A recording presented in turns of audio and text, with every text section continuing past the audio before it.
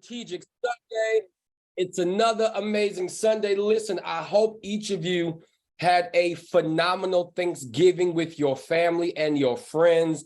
I spent my time in West Palm Beach, and I have to say thank each of you for your prayers. I greatly appreciate your prayers. It's interesting because y'all know how I get. I don't like to miss a Sunday, whether I'm in town or out of town.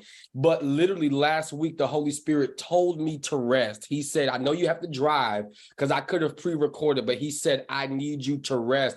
And it was interesting because on that day of traveling / rest, and it wasn't necessarily physical rest, it was more mental and spiritual rest.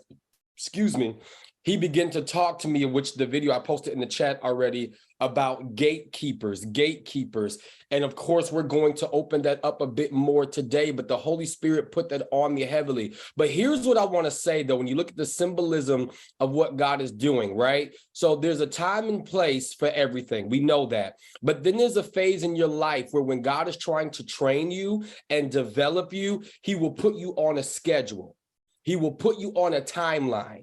He will put you on a discipline, just like when you're in school or in any type of training. You know, at this date, at this time, between these hours, I am to show up to learn my curriculum and do what I am supposed to do, because we are creatures of habit. And so whenever we are in a cycle or a habit, it helps our psyche to learn whatever it is in that particular season or that particular moment that we are to learn. But here's the thing. Once you learn what you're supposed to learn, then that's when God perhaps will start shifting things to make sure you're no longer doing what you're doing as a practice, but now you're doing it as a lifestyle. Does that make sense? Holler at me in the chats. I want to make sure I'm making sense. So you go from doing something as a discipline and a practice to then the testing of ensuring that this is your lifestyle. What am I saying? Our Christian faith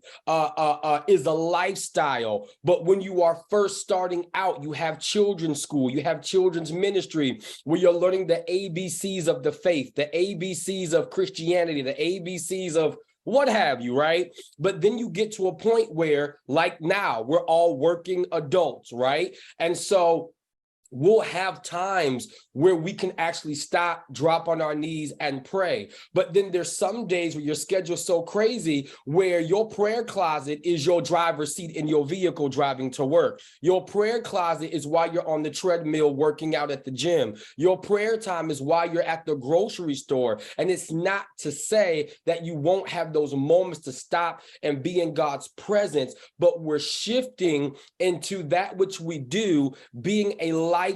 So my whole point of saying that is, do not think it's strange when God starts interrupting the schedule in which you are accustomed to, because he's been developing you, he's been training you, he's been showing you outlines and plans all year long, all life long, however long it's been. But now he's going to shift you to test your faith, because a faith that has not been tested is a faith that cannot be trusted. Amen. And so just continue to flow with me, because things are going to change. Even today, I have some things that I'm going to share with you, but God would not allow me to put it in a structural pattern today. He just said, I want you to flow with some prophetic things and some insight as it relates to the current time we're living in as we get ready to close out this year. But before I jump into that, y'all, we have 28 days. Can you believe it? We have 28 days left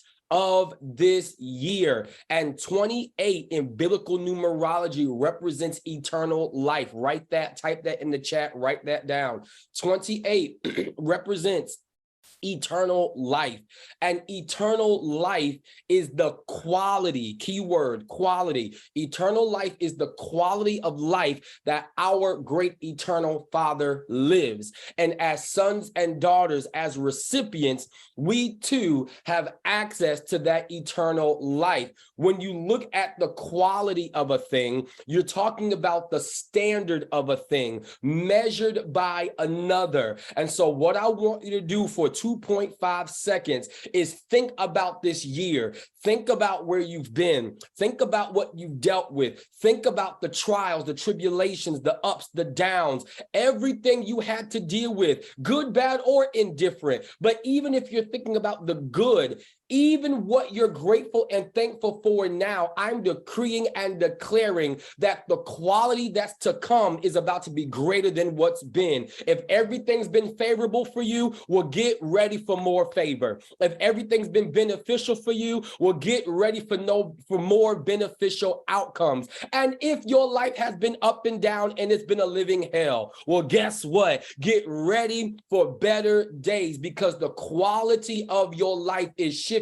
And I don't know about you, but I believe God can do it between now and the next 28 days. But guess what? It'll work if you work it. It will happen if you believe it. I'm just here to release the word and declare the word, but it's up to you to activate it, believe it, and get that thing going. So here again, 28 days left until 2023. When we emerge into all that God is doing and shifting. And so what God wants me to tell you is 3 things. And I started it last week, but we're going to open it today. God is reassigning gatekeepers. Write that down, put it in your notes, put it in the chat. God is reassigning gatekeepers. God is reassigning seats, S-E-A-T-S, seats from a kingdom perspective. And number 3, God is reassigning status. He is reassigning status. So here it is again. Number 1, God is reassigning gatekeepers. Number 2, God is reassigning seats. And number 3, God is reassigning statuses. He is reassigning statuses. But let's go ahead and pray. Our Father and our God, we love you, we honor you, and we thank you for this first Sunday in December. God, you brought us all this way, from highs to lows, to indifferences, to uncertainties, from successes to failures, to learning opportunities. But whatever, and nonetheless, we are still here in our right mind with the activity of our limbs, hearing, seeing, feeling, and sensing. And God, for that, we say thank you. We say thank you for keeping us. Thank you for guiding us. Thank you for showing us what to do and when to do and how to do it. And God, we thank you in advance over these next 28 remaining days of 2022. And we thank you for what will happen in these next 28 days. In fact, I'm decreeing and declaring that over these next 28 days, whatever was unfinished, whatever wasn't complete, that it will be completed during this time. I speak divine favor. I speak supernatural successes. I speak favorable outcomes. I decree and declare that finances are being released. Peace of mind is being released. I speak healing being released in the name of Jesus. I speak clarity. I speak precision. I speak favorable outcomes over these next 28 days. And whatever will try to come against you to get you off kilter and distract you and mess you up, I'm decreeing and declaring that every satanic power must bow. It must bow to the authority of God that's on the inside of you, because you are a king's kid. You are an official of the kingdom of heaven. You are not just another number or a statistic, but you are an ambassador from the kingdom of heaven here in the earth realm, which means anything that is not like God must acquiesce to the realm of authority in which you sit in. So I decree and declare that there is no distraction, there is no seasonal depression, there is no weight, there is no burden affliction, there is no ailment, there is no sickness or disease that can come near your dwelling. You are called, you are chosen, you are protected in the name of Jesus. So Father, we say, have your way today, move by your spirit, and every prayer request that was submitted, Father, we pray for it now in Jesus' name. Amen, amen, and amen. All right, let's rock and roll, y'all. So again, as I mentioned, number one, God is reassigning gatekeepers, God is reassigning seats, and God is reassigning statuses. Y'all, I'm laughing because y'all can't see it, but my left leg is shaking because it's so weird how God infuses. I'll start one way, and then I can literally just feeling like charging. I'm like, what are you doing? But I love it though. But anywho, it just lets me know God is with us, and I love his presence being with us. But listen, y'all, I told you I had to pull over last week because God said he was reassigning gatekeepers. And so here is the actual definition. A gatekeeper is a person who controls access to something such as a city gate or a facility of some sort. And this individual controls who comes in and who goes out, who goes in and who goes out. And what the Lord was telling me was that we have had people sitting in seats of authority as gatekeepers to an industry, gatekeepers to a facility, gatekeepers to information. And because of their arrogance, because they either got popular or because whatever happened in their life, they are now blocking the next move of God and the next wave of individuals who are supposed to be coming in as a seat. And when we speak about the next wave or the next generation of leaders, we're not talking about age. It has nothing to do with age. It has everything to do with timing. It has everything to do with timing. And y'all just flow with me today because I have to share this as well. The Lord's been even dealing with me. Yes, I am a pastor. Yes, I am a coach. Yes, I am a mentor. And I'm not about to say that I'm about to walk around and start being addressed as Apostle Levi. But the reality is, and I've been fighting this, if I'm honest, for quite some time, I know that I sit in the seat of an apostle. I know I do. Everything about me says it. I know it does. And the reason I'm saying this is because one of your assignments to do starting today and the remaining of these days is I need you to go back and refine your vision. I want you to assess everything that you've been going through. I want you to look at it. Here's what I had to do, and I can only use me as an example. I've been listening to John Eckhart lately on my hour drives to work, and every single thing he's describing is an apostle as it relates to me. So much so that apostolic people are strategic. I had no idea. That's why this is called strategy. That's why everything I do is called Strategic Sundays, because my assignment in the realm of a spirit as an apostle, and again, I am not saying that we have to switch, start saying apostle. It's not about that. It's a ranking in the realm of the spirit. It's a shifting. And the reason why this is important for me and for you to understand as I am leading you is that you must process properly. Half of the warfare I've been going through over the last few years, can I be honest? If we all can be honest, it's my fault. It's my fault. And here's why. Here's why.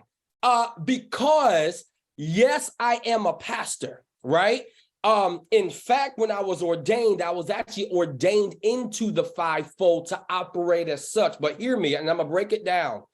Each of you have a particular office as either a pastor, teacher, evangelist, prophet, apostle, right? But then you have a grace for another thing. So I've been operating pastorally, thinking I have an apostolic grace, when the reality is, no, I'm an apostle with a pastoral grace. That might not seem like a big deal, but it very much so is a big deal. And this is why I say some of what I've gone through and the tears I've cried and the pain I've dealt with was part my fault, because I was processing through the lens of a pastor versus the lens of an apostle. So why am I saying that? Well, as I'm studying and as I'm reassessing my life's assignment, which I'm encouraging each of you to do, you must sit and reassess what you're called to do.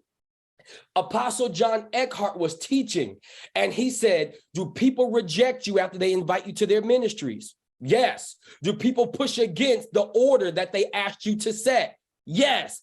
I even look at with a church.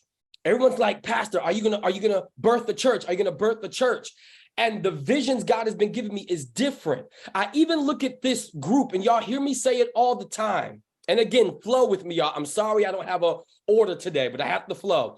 I look at how with this small group here, the reality is I am not called to everybody, right? I was talking to someone the other day, and they were telling me how they're like, oh, Pastor so-and-so has X amount of members, and they have this church, and they have this, and they have this big that, and then they have this campus, that campus, that campus. But this is a person who sits in the office of pastor. Listen to me, follow me.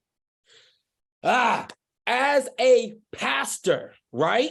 You are assigned to stay in, for the most part, one geographical location and build a facility from 200 to 300 to 5,000, right? Because that's a pastoral grace to nurture and develop in a particular city, region, country, or state. Are you with me?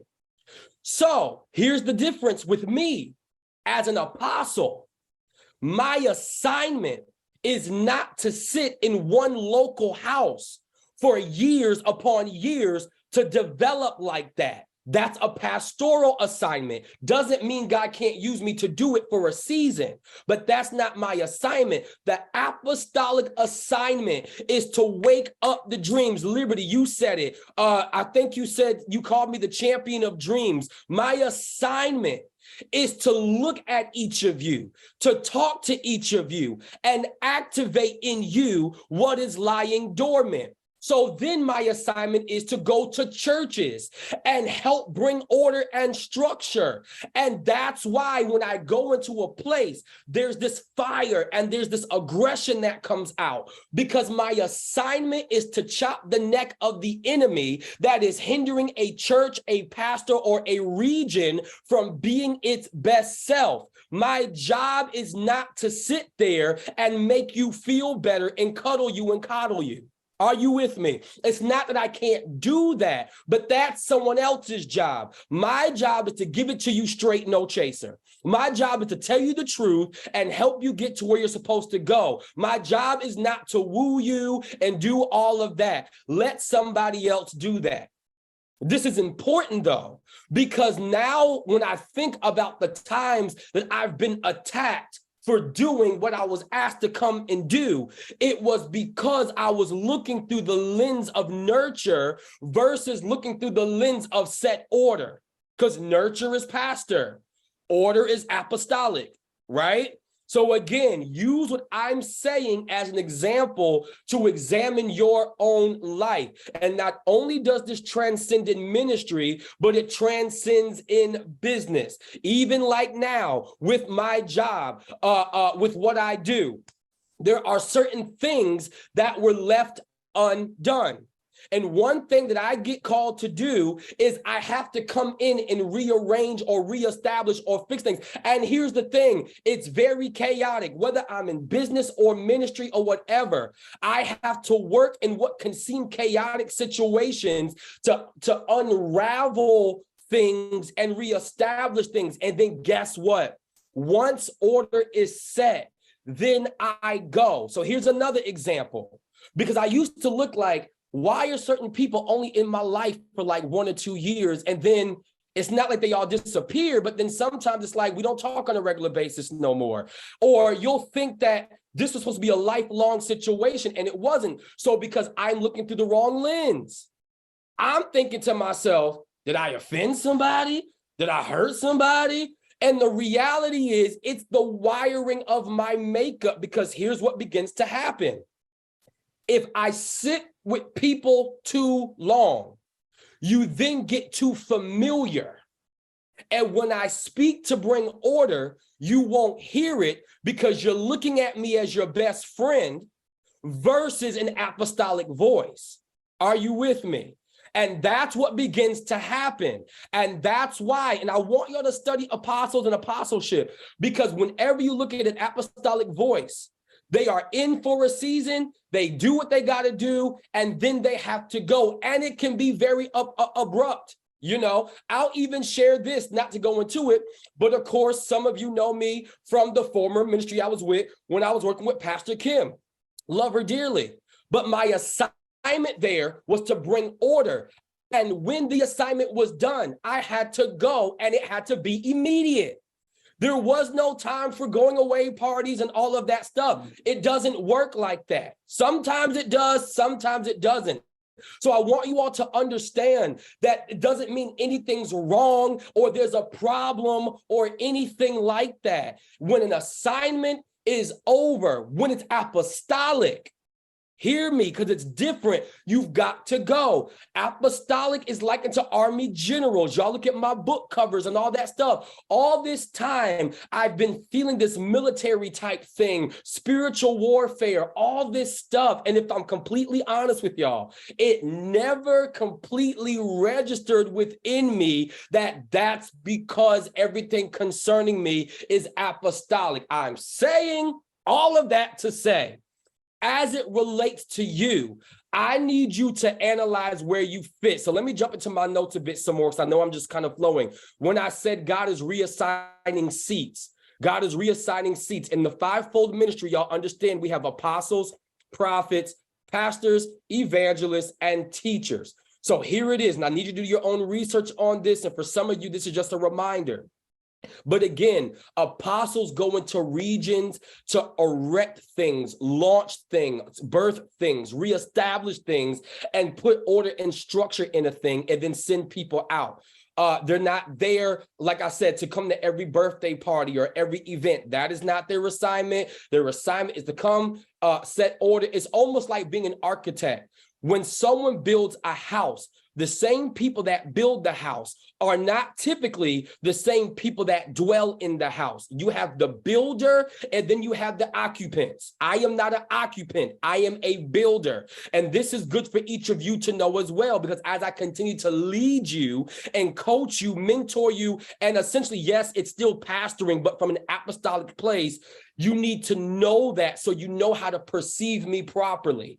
And this is something I have to say for the sake of clarity, because if I can't get to every call, if I can't get to every text, if I miss something, don't take it personal. I have to hit and go and hit and go. And this will bring clarity and understanding, because what the enemy will try to do, whether it be in this type of relationship or any relationship you have in business or ministry. And here's this is why so much church hurt happens.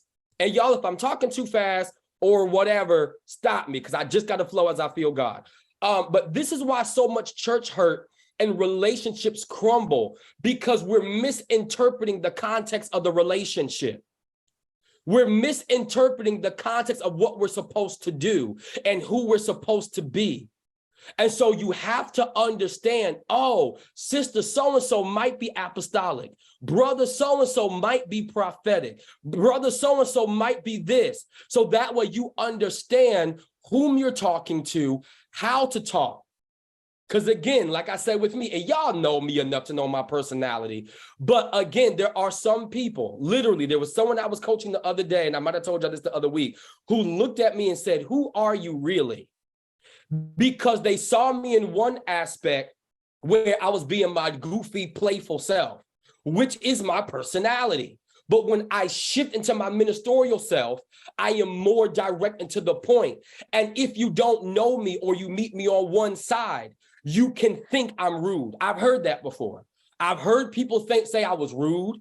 I've heard people say that I was arrogant. I've heard people say all these different things, but what it was them misinterpreting who I had to be in a particular moment. Are you with me? This is important to know, y'all, because the enemy will play on your emotions and your psychological health, your emotional health, and your overall well-being, because you're trying to figure out why so-and-so won't be your friend, and you were never in their life to be their friend. You were in their life to be an apostolic voice. You were in their life to be a prophetic voice. You were in their life to be a financial coach. You were not supposed to make friends with your assignment. That doesn't mean you can't be cordial.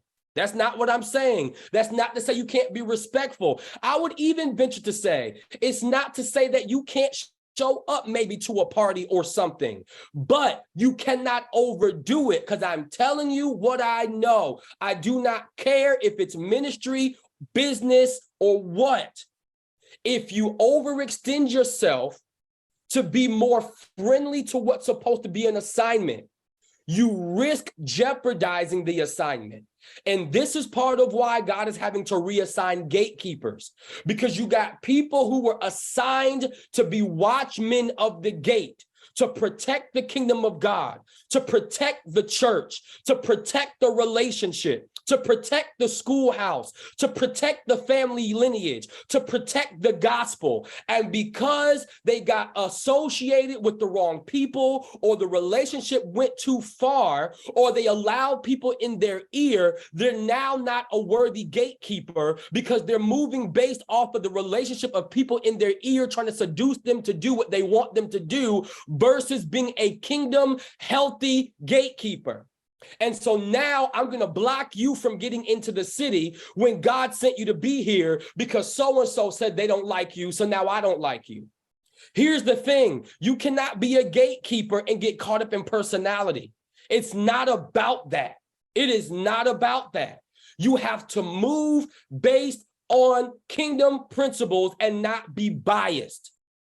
Is this making sense? You cannot be biased.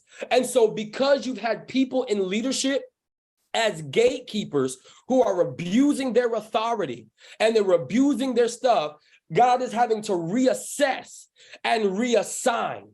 So here's the next point in part, and just flow with me, y'all. This is going to be a learning curve, because some of you were not necessarily born to be a gatekeeper. But because people have mismanaged their assignment, and we prayed these prayers, God, I'm available to you. Lord, use me. Here I am. I'm your vessel. Have your way with me. Do what you want to do, Lord. I yield. I submit. Okay, you said that. You said it. So now God is like, okay, Christina, I know I wanted you to do this, but now I need you to yield in this grace in this season, because in your region, because I believe you're in Texas, so-and-so dropped the ball. So now I need to use you as an evangelist, but I need to push you into a prophetic grace for this season and be a gatekeeper for your county and for your season, because so-and-so mismanaged it. And so now it's a learning curve, because you've been accustomed, and I'm just speaking, hey, if it's prophetic, receive it, but I'm just speaking, but you've been in an evangelistic capacity. And it doesn't mean God's taking that office away. It just means I have to yield you over here a bit to fulfill an assignment. Tanya, we'll use you. You were in Atlanta, and now you're in California. Please understand what you were assigned to do in Atlanta is going to shift, because now you're in a different region. You're in a different place. And the principalities over California are not the same principalities over Georgia. And so whatever you're assigned to do, the core of who you are is still the same, but you must understand that you'll shift. And this is why you have to be very careful, because it's a learning curve. I was talking to someone last night. I'm always talking to somebody. But I was talking to someone last night, and they were telling me how they feel a shift, because we're in a shifting right now, y'all. It always happens. And mark this too. Mark my words. October to December of every single year, plan for a shift. I'm telling you what I know. October to December, plan for a shift. What you'll have to analyze, though, is what type of shift. Is this occupational shift? Is this an emotional shift? Is this a spiritual shift? I'll say this, back in 2019, and y'all heard me tell my testimony with that, the ministry I was a part of, which was also my job for 10 plus years, I was immature then too. I could sense, but I didn't have full articulation. I could feel that my time and my season was up at that place. But because I had a churchy mentality where I thought I had to stay here all my life, and I thought I had to be loyal to the death of me, not understanding that God was shifting me, I stayed beyond my grace. And literally, I started getting physically sick. My body broke out in hives like I had chicken pox. And I went to the doctors and they told me my body was under stress. Why? Because I was staying somewhere that God had left. And I was staying somewhere where my assignment was over. But if I'm honest, I knew the assignment was over. I felt it. I just didn't have the guts, the confidence, or the spiritual vernacular to understand what was happening. And so here it came in 2019. I'm hosting Dr. Trim's conference. She asked me a question on the panel. Everything in my spirit revved up and I broke. And from 2019, from that moment, I left that place. And then I've been on my own ministry ever since. What am I saying? From then even to now, I've had to grow up quickly. Instantly, I went from operating in one local house to literally traveling to different countries and states as Pastor Levi, because I am that, but not realizing you're an apostle, sir, because you're going to different places. Are you getting what I'm saying, y'all? So let me dial back. So my friend who I was telling you, she was like, I feel like I've lost my footing. And she said, like, for the last week and a half or so, she's like, I can't bounce back. She's like, I can't bounce back. I'm trying to bounce back. And I had to interrupt her. I said, bounce back to what?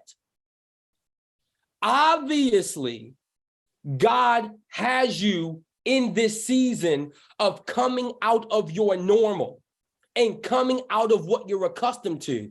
And because it's a learning curve, it feels weird.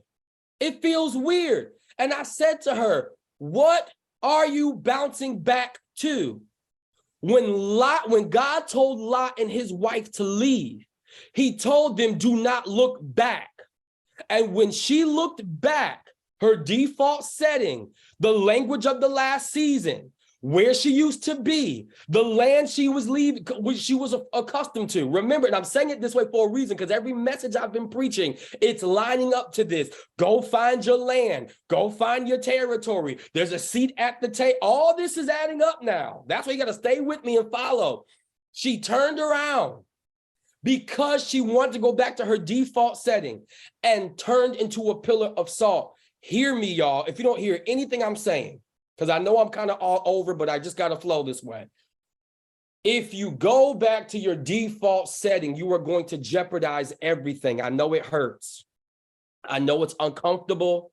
I know it's weird, but this is what this comes with. And I would venture to say this as well. And that's why I want to hone into you all that I am an apostolic leader, because for those of you that continue to come, and it's so funny because now that we're getting ready to go into a new year, you have to know this. Because if you're submitted to me and I'm pastoring you or I'm coaching you or mentoring you, if you didn't know, then that means there's something apostolic about you. If it's on me, then it's on you. Now, I'm not sure if that means each of you sit in the office or if it's just a grace. But regardless, there is something apostolic about you, and you need to know that. Because as you refine and rewrite and fine-tune the vision for your life, the vision for your finances, the vision for your business and ministry, as you close out this year and go into 2023, you need to know that. And if you need more proof that you're apostolic as well, you wouldn't show up every Sunday. Whatever it is in you that gets you to wake up every Sunday morning, to log into this at 8 a.m. as you've been doing for the last year, and or going to YouTube or following what's on my life to coach you and minister to you. It's because something in you apostolically agrees with something in me apostolically. And you need to know that. And so I need you all to really begin to study the apostolic and what that looks like. And I need you in these next 28 days, as you go back to your vision boards, go back to your plans, your outlines for yourself, for your careers, whatever, and start looking at it through the lens of the apostolic. Because just like me, where I had to admit that some of what I've gone through is my fault, it's because I was looking through the wrong lens. For example, and I just want to use you for a minute, Miss Bessie, if you'll allow me, because you've had a lot of things going on that has hit you emotionally. We know because we talk. But that's because there's an apostolic anointing on your life. I'm telling you, when you study things that are apostolic, people who are always, it's like every time you put one foot in front of the other, here's another blow. Here's another blow. Here's another blow. Here's another blow. I just got this done. Boom, here this goes. I just got that done. Boom, here it goes, right? For example, I might have told y'all, I just paid my car off back in July. Praise God. But then the other day, something happened with my engine and I had to drop $2,000. Now, that was like, didn't plan on doing that. But guess what? Because I've had to learn, and this is where it goes from just ministry, but to your life. I now live my life in a manner that allows me to move apostolically. This is why you have to pay stuff off and get as much debt off of you as possible. Because when God says move, you need to be able to move, but you won't be able to move because you're going to be like, oh, well, I got to stay here at this job longer than I need to because I got to pay this off and I got to pay that off. We're still in the real world. But you need to understand that you as an apostolic people, because you have to move differently than someone who just occupies space. You are called to be an owner. You have to own everything you have. So start refining and redefining your vision to own your vehicles, to own your homes, to own certain things. Try to find ways to have multiple streams of income. So that way, when you leave one assignment, you're not, here's the thing, y'all. Like with me, yes, we all have jobs. I have a job and I actually like to work. Praise God. I have other streams, but I like to work.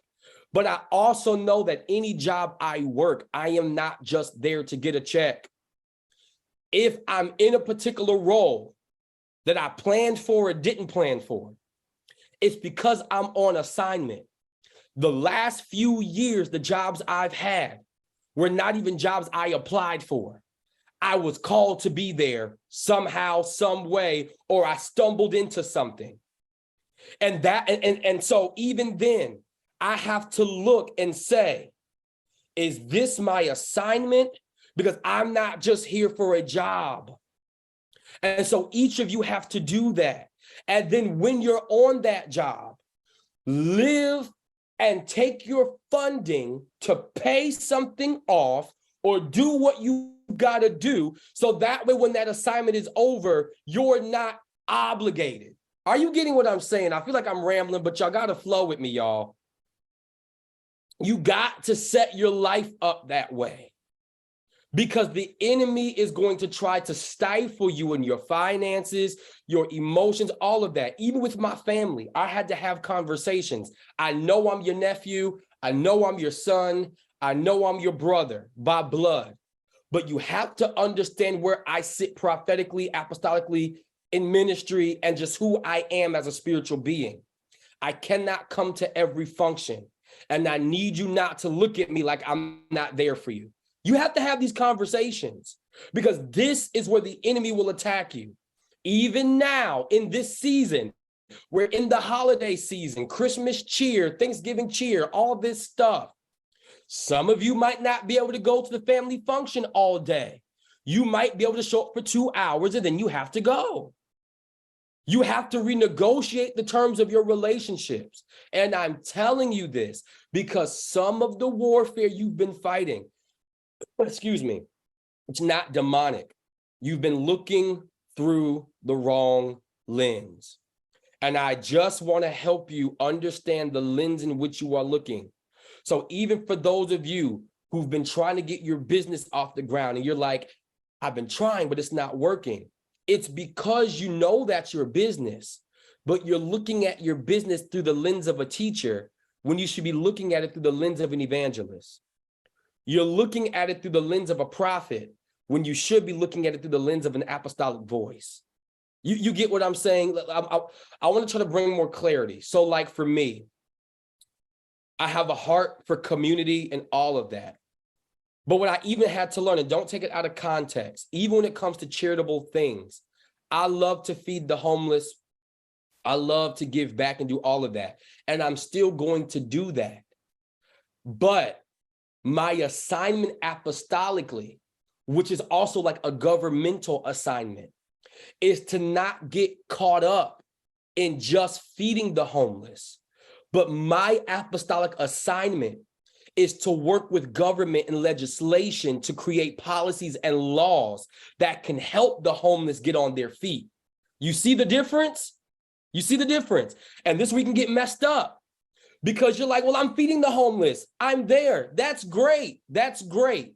But when you got done feeding them, and this is based on your rank and your assignment, what policy changed? What steps were they given? What tools were they given to not be in that place anymore? That's my assignment. So I'm just putting it out there. So the enemy would have you get caught up and just constantly giving of your resources to deplete you when you were supposed to also use your resources to go sit at the negotiation table, to be an apostolic social justice type of voice. And y'all, it's making so much sense. I think I told y'all from my birthday, Dr. Trim and I went out to eat and she said to me that I need to begin studying social justice things. And it made sense and I still did it. I went and got another certification in social justice and all of that, but it didn't make sense to me. But now I get it because when you study the apostolic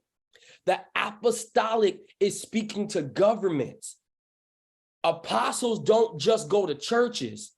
Apostles are ambassadors from countries. They're ambassadors from places, and they go to other countries to set order and communicate. And you speak on behalf of the leader. So it's a different type of posture, y'all. It's a different type of posture. And I just want y'all to study that. There was one more thing I want to say because I kind of didn't even get to go into what I really want to go into. Well, it's all good though. Because I told y'all too, the third point was reassigning status. So let me just bring it down and give y'all some points. So yeah, we said we were reassigning gatekeepers. Please go back and watch the video I posted to get more understanding in depth on that. God is reassigning seats. So here it is again. Number one, with the reassigning of gatekeepers, God is reassigning you as a person to protect a space. That's essentially what we're saying here. God is anointing you to protect a space.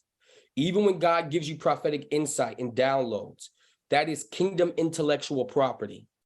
And you as a gatekeeper are assigned to protect the kingdom intellectual property that God has given to you and know who to release it to and who not to release it to.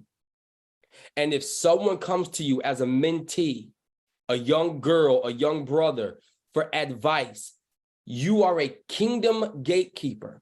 And if you see that God has anointed them to be the next voice, then you release whatever measure God allows you to release of the kingdom intellectual property to that individual to begin to train them to be the next up and coming voice. And you have to do it. That's our civic duty and our kingdom duty to raise up the next. Because again, we've had people in positions who get intimidated by the next wave, that get intimidated by your anointing, and they try to block you. It's happened to me for years. I've been blocked by so many people that would smile in my face and say, I love you. I love what you have on your life. I love who you are. And then behind my back, they try to block me, but they can't. It is what it is. They can't block you. They'll try. But we need healthy, kingdom-minded people in these seats of kingdom authority. And so what I mean by that is it's kingdom, it's spiritual, but then look at your region in the space that you're in. Do you have the opportunity to hire somebody? Then be that person to hire somebody who's kingdom to be in your facility. Do you have the opportunity to lead somebody to a financial breakthrough? Then be that gatekeeper to open the door for them. That's what I'm saying, right? And then number two, God is reassigning seats. So go back and look. Are you an apostle? Are you a prophet? Are you a pastor? Are you an evangelist, or are you a teacher? And in that, are you a teacher with a prophetic grace? Are you an evangelist with an apostolic grace? Are you a prophet with a pastoral grace? Who are you, right?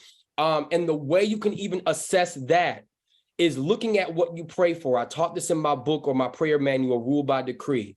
If you want to start to fine tune who you are in your kingdom assignment, when you pray, matter of fact, the next time you pray, get your recorder on your phone or something and record yourself pray. Do it a couple times and then go back and listen to it and start to identify, what do you find yourself praying for the most? Because the language that naturally comes out of you is a tell-all sign to who you might be called to be. For example, you always hear me talk about taking authority, taking dominion, being a leader, being a king, being a queen. Guess what, y'all? And y'all know it. Y'all hear me say it all the time. That's apostolic. I am called to leaders. I am called to be, that's what I'm called to do.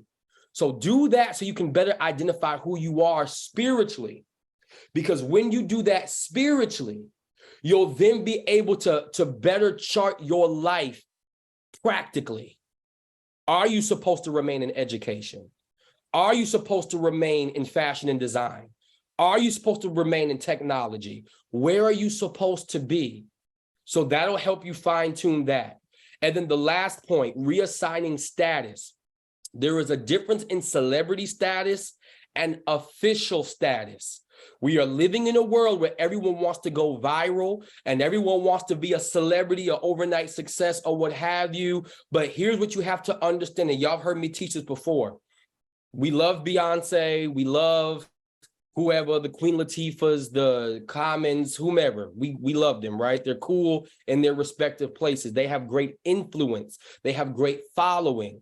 We like some of their music. We like some of the things. I get that. But God's not just going to give you influence or promote you to celebrity status. If you are part of an apostolic lineage, God is moving you to the ranks of an official. And that is drastically different. I know tons of people who are billionaires or people that sit in seats of government, and they might only have 200 followers on Instagram. And because we're living in a world now where we try to size up people's followers, we'll look at someone with 200 people and we'll try to discredit their authority and discredit who they are because you only have 100 followers. Listen, someone who is an official is not trying to win the attention of social media. They are sitting in governmental seats, writing legislation and creating policies. Beyonce cannot create legislation. She is celebrity status and she can persuade you with her influence, but she is nobody's government official. She is nobody's legislator. And so no matter how many songs she writes and releases that you dance to and or love, that will never make a seat happen politically. And that's what you have to understand too as you go into next year, even as it relates to your business interactions, because do not allow this whole celebrity mentality and social media following stuff to mess you up. There is somebody who I am now watching from afar who I've made my mentor. They don't know it. I've never talked to them in person, just somebody who works in business. And they do not have all the following in the world, What's funny is they've worked with people like Michelle Williams. They've worked with people like Pastor Darius Daniels and other prolific people to build courses and things of that sort. And people will run to them because they have the followers. But they're not the ones who created the platform. This other guy did. But because they have the followers, that's who people are going to. And the reality is they don't even know how to create the system. This is why I'm telling you, as an apostolic voice, I am called to create systems. I am called to create structures. I am called to do that type of work. And perhaps you are too. So be very careful when you're assessing whose conference you're going to go to, whose feet you're going to sit under, and all of that, because it has nothing to do with it. And I'm not saying you can't look at that. I mean, just like with any company, you want to look at Google reviews and things of that sort and assess who you're dealing with. I'm not saying don't do your due diligence.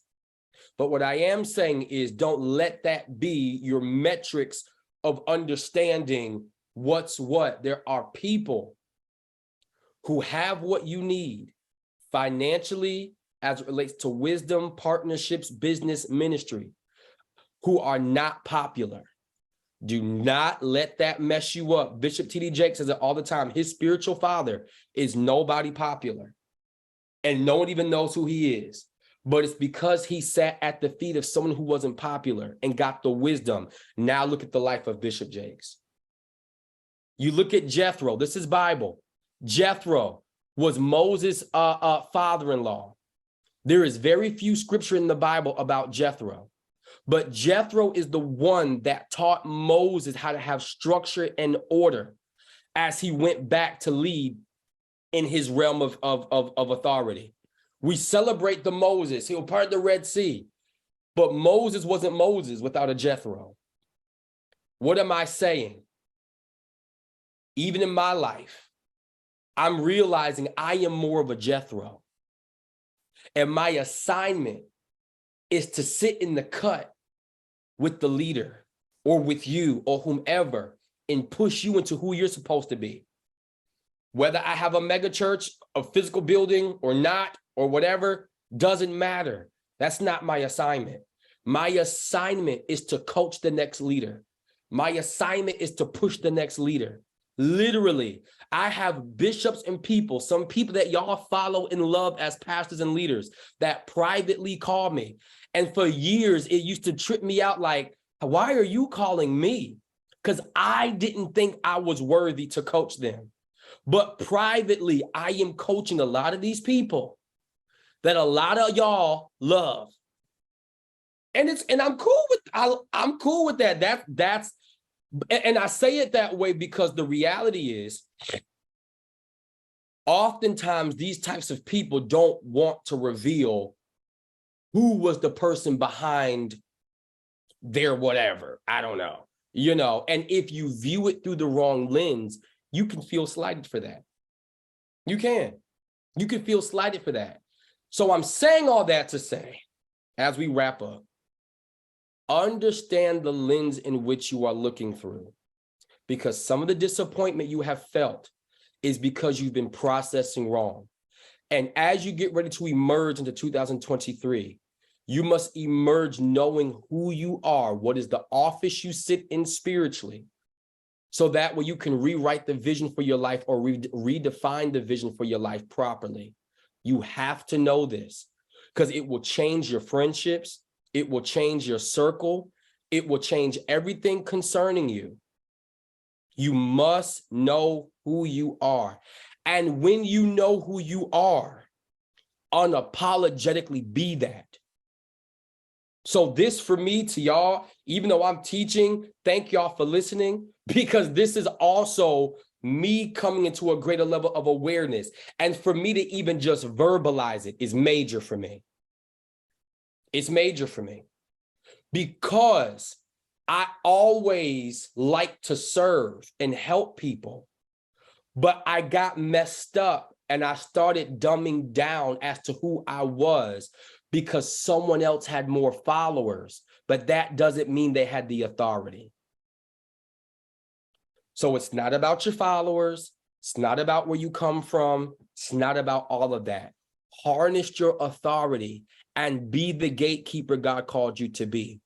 Be the authoritative voice that God called you to be. Our world needs it. Your family needs it. Your community needs it. Because if you don't speak, who will? And guess what? If you don't do it, then God will reassign you and find another gatekeeper. Because God's no respecter person. God wants to use you and he called you. But if you don't do it, he'll reassign you too. That's why I'm stepping into another measure of authority. Because I'm not about to let God reassign me. I'm going to do what I'm called to do.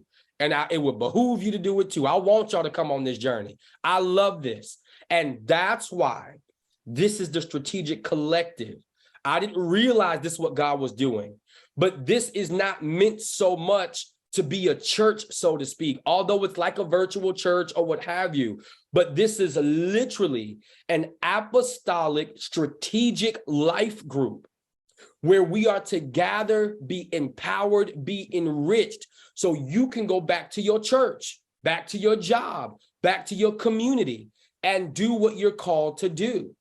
But because I do have a pastoral grace, I am able to pastor you. So if you look at me as your pastor, then I will be that if you don't have a church. But you must understand what this is. And a lot of this type of teaching is not being taught in the local church, because if I'm not mistaken, when I was studying this stuff with Apostle John Eckhart, it was taught years ago that apostles weren't needed anymore. And that is not true.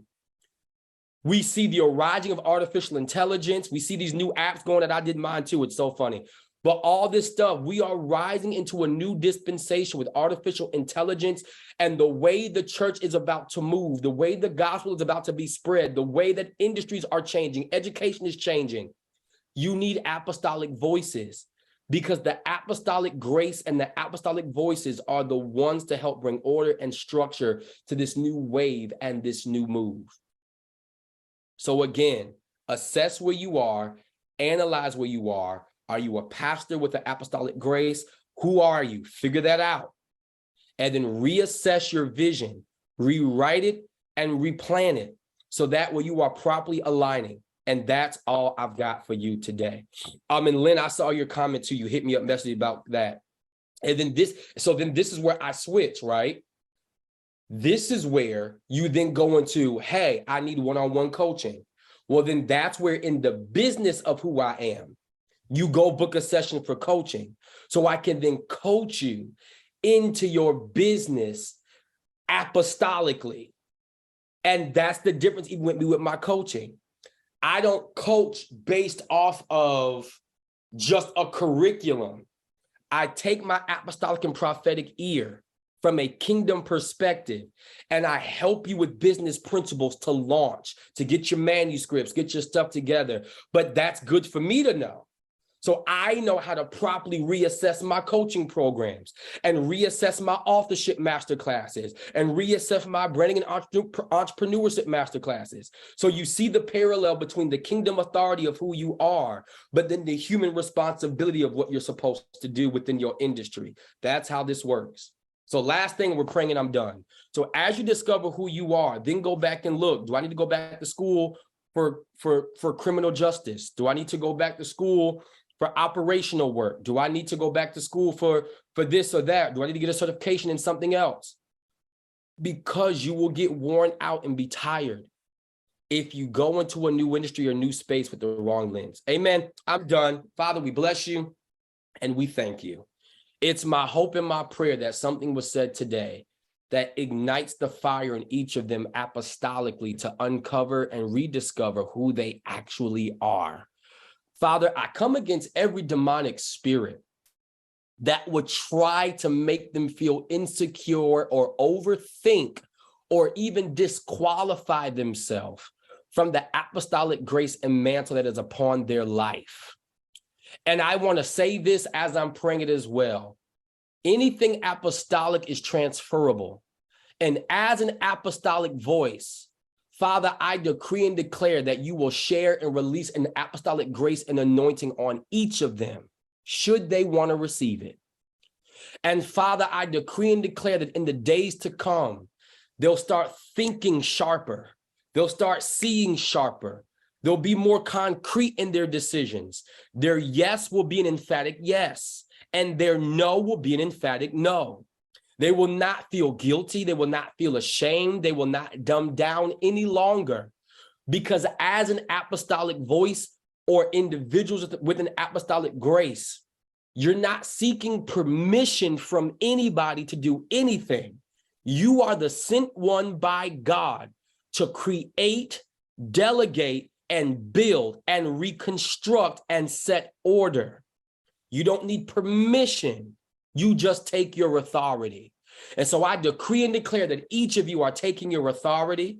You are taking your dominion unapologetically, and to rise and be the men and the women that God has called you to be boldly.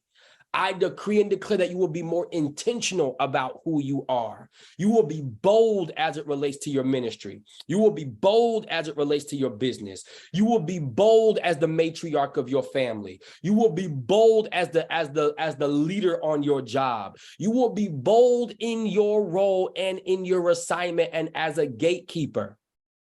And not only will you protect your assignment, and you will protect the region and the space that God has called you to, but you will also be the one to open the door for the next generation, to show them that if you can do it, they can do it. And if you can stand and be the fullness of what God called you to be, that they can be the fullness of what God called them to be. It's time out for manipulative powers. It's time out for seductive powers. It's time out for arrogant authorities. It's time out for mismanagement and poor stewardship. It's time out for all of that.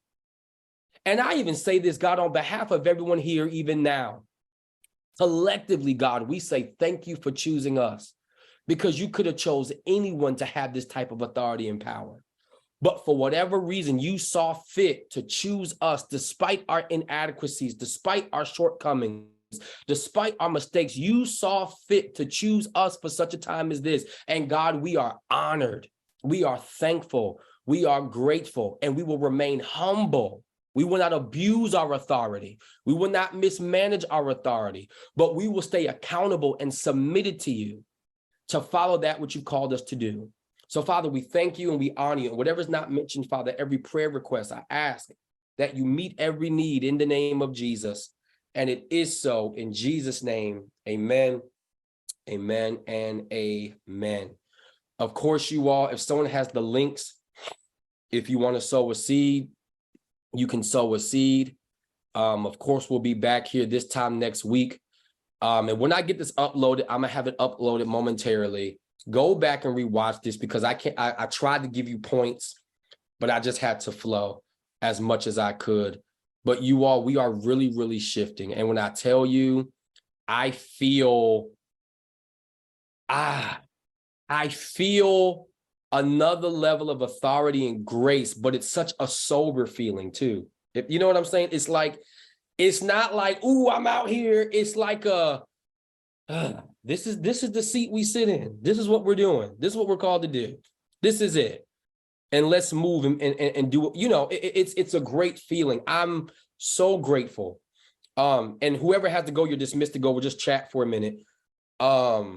But I was watching videos of me preaching and teaching and doing stuff from the past, and I literally was looking at myself like, wow, I can see the shifting and the growth. You know, thank you, Tanya, for doing that. For those who are going to give, you can click any of those links. But I can see it. I can see the growth, and whomever y'all listen to, whether it be me or anybody, watch the leaders you're submitting to and listening to. If they're not growing, then you might not want to be submitted to them. They can't take you where they haven't been. And Liberty, it looks like you have a question. If so, I'm gonna call you out in a minute, or a comment, what have you. If they're not growing, you can't grow.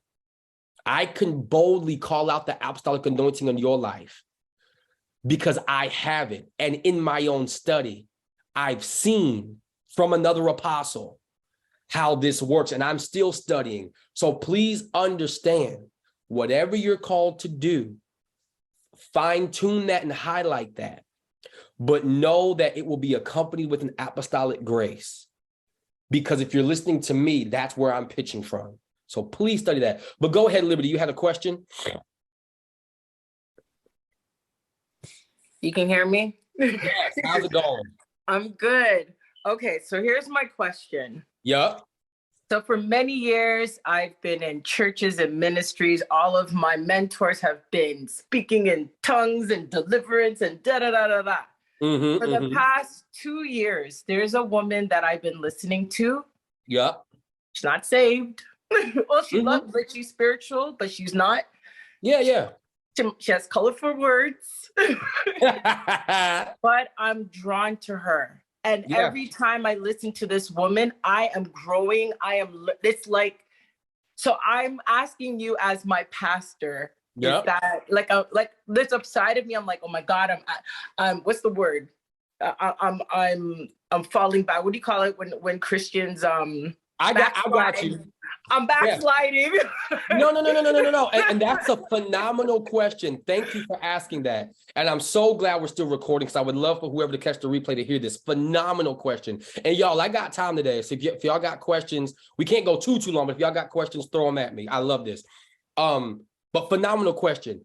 No, you're not wrong. You can listen to her. You can listen to her. Because here's the thing. Everybody, y'all, you might find people who are Hindu, Buddhist, or whatever that might have something you need. And I must say this, I'm telling you, God is shifting me, and I feel the liberty to say it now, no pun intended. But we'll use Tina Turner. I love her story. And the reality is, this is just the reality. Now, I don't believe in Buddhism and all that, but hear me. The reality is, it wasn't until she started practicing Buddhism that she claims to have built the strength to get out of her abusive relationship.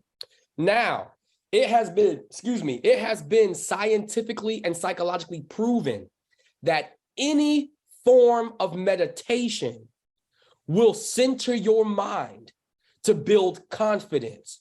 So what I take with taking the meat, spit out the bone, is that in her decision to choose Buddhism, which again is not my choice, and I'm not encouraging it either, but in her choosing to take that practice, it did legitimately bring a centering for her, because anytime you focus on any one thing, it will cause your nerves and your mind to shift to a place of relaxation and get out of an abuse or whatever. So I use that as an example to say, in business, in I know tons of trainers who are coaching people to live a healthier life. They'll cuss. You look at a coach of the football team.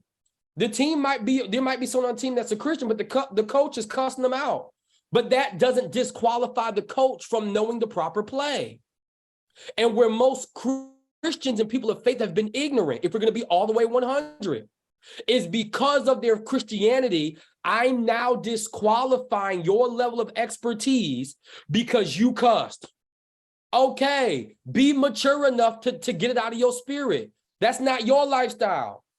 Y'all, the restaurants we eat at, the people cooking your food, they probably cuss, they probably watch pornography, they probably drink. Let's be 100. But that doesn't mean that they're not a phenomenal chef. So you're gonna die and not eat?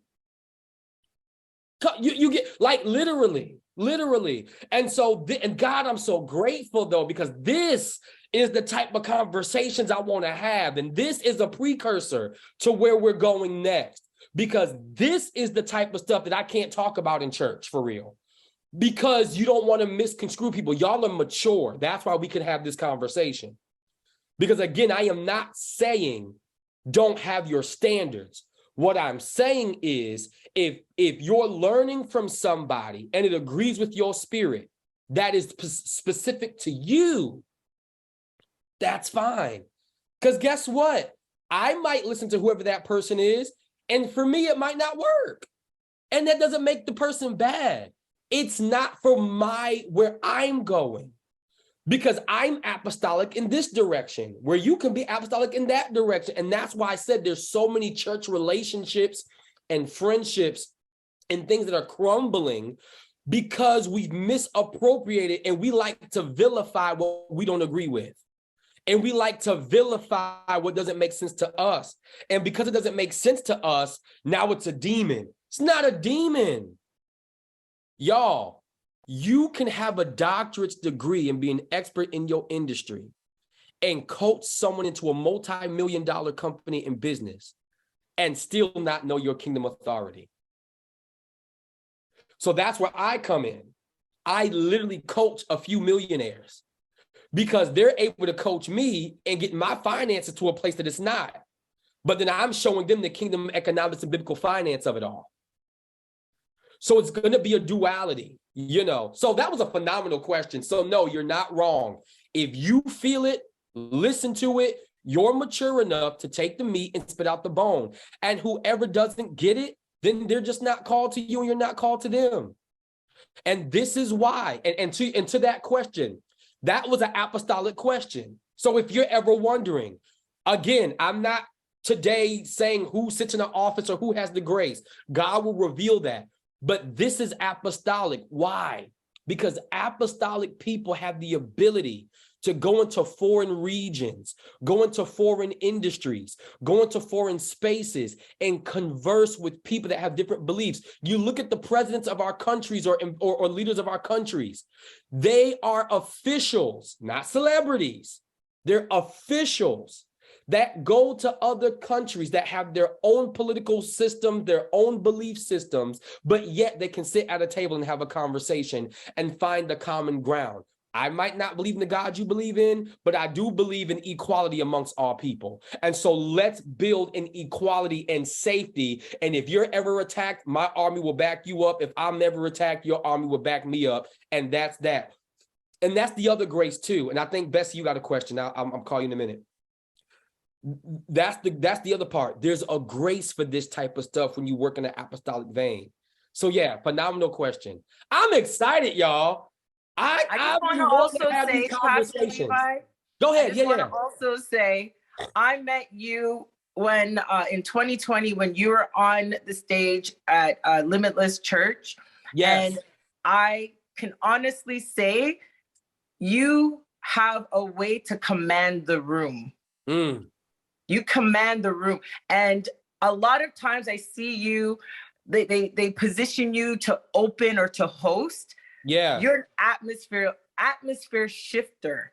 So when you step on the stage, they think you're hosting, but you're shifting, you're getting that atmosphere ready for whoever's coming on the stage. Yes. God wanted me to tell you that. Yes. No, thank you for saying that. And I'm so glad you see that. And that's why this is strategic, because what you just said is key.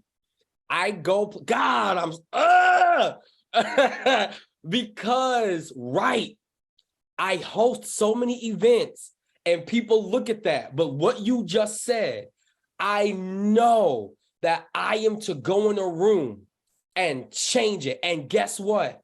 I got 5 minutes to do it. So I'm pressured to move quickly. And that's apostolic, y'all.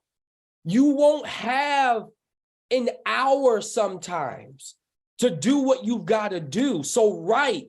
That's why people who don't understand can misconstrue it. They're like, why is he so aggressive? Why is he moving? I got 5 minutes to shift the room. I got 3 minutes.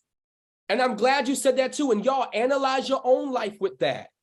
Every time I'm called to do something, so like you said, I'm called to open up major conferences. I've been called at several funerals to pray, right? So here it is, 3 minutes to do what I got to do. And in that 3 minutes, and y'all know it, that's why when I pray, a friend of mine jokingly said, you don't just pray, you like teach pray. Because I literally have to teach you where I'm trying to go and make the declaration in one setting. And in doing this, there's not too many people that operate like that.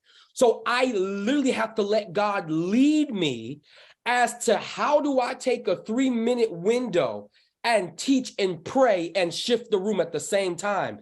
That's hard. And so now even knowing that, for those of you who have my prayer manual, Rule by Decree, go back and read it knowing that. because I had to do that. That came out of me trying to figure out, how do I take this authority and move quickly? That's the difference. That's the difference. So thank you for sharing that. And I'm glad you see that, because that, so, oh, my mind's going everywhere. I'm just excited. I love this. Because this, oh my God, this is so beautiful. I love it, because you have to be strategic. You have to be strategic. Even when I was at Pastor Kim's church, same thing. I was brought in. She called me to help bring order, and just being honest. And it's nothing against nobody. Being someone that brings order. Sometimes people don't even know what they're asking me to do. And so I have to be strategic enough to know who has the authority, but yet posture myself in submission and do what I'm asked to do, to open a service or do the offering or preach in your absence, whether it be at Limitless or wherever I was or am, and take those pockets and sit before the Lord and say, okay, this is the window that you've given me to fulfill the assignment. What's the assignment for today? How do I do this in 2 and 3 minutes? Or how do I do it in an hour? And so now, if you ever go back and look at any messages, that's why it always came out as boom, boom, boom, boom, boom. Because I'm trying to crunch 10 years worth of work that needs to be done into an hour.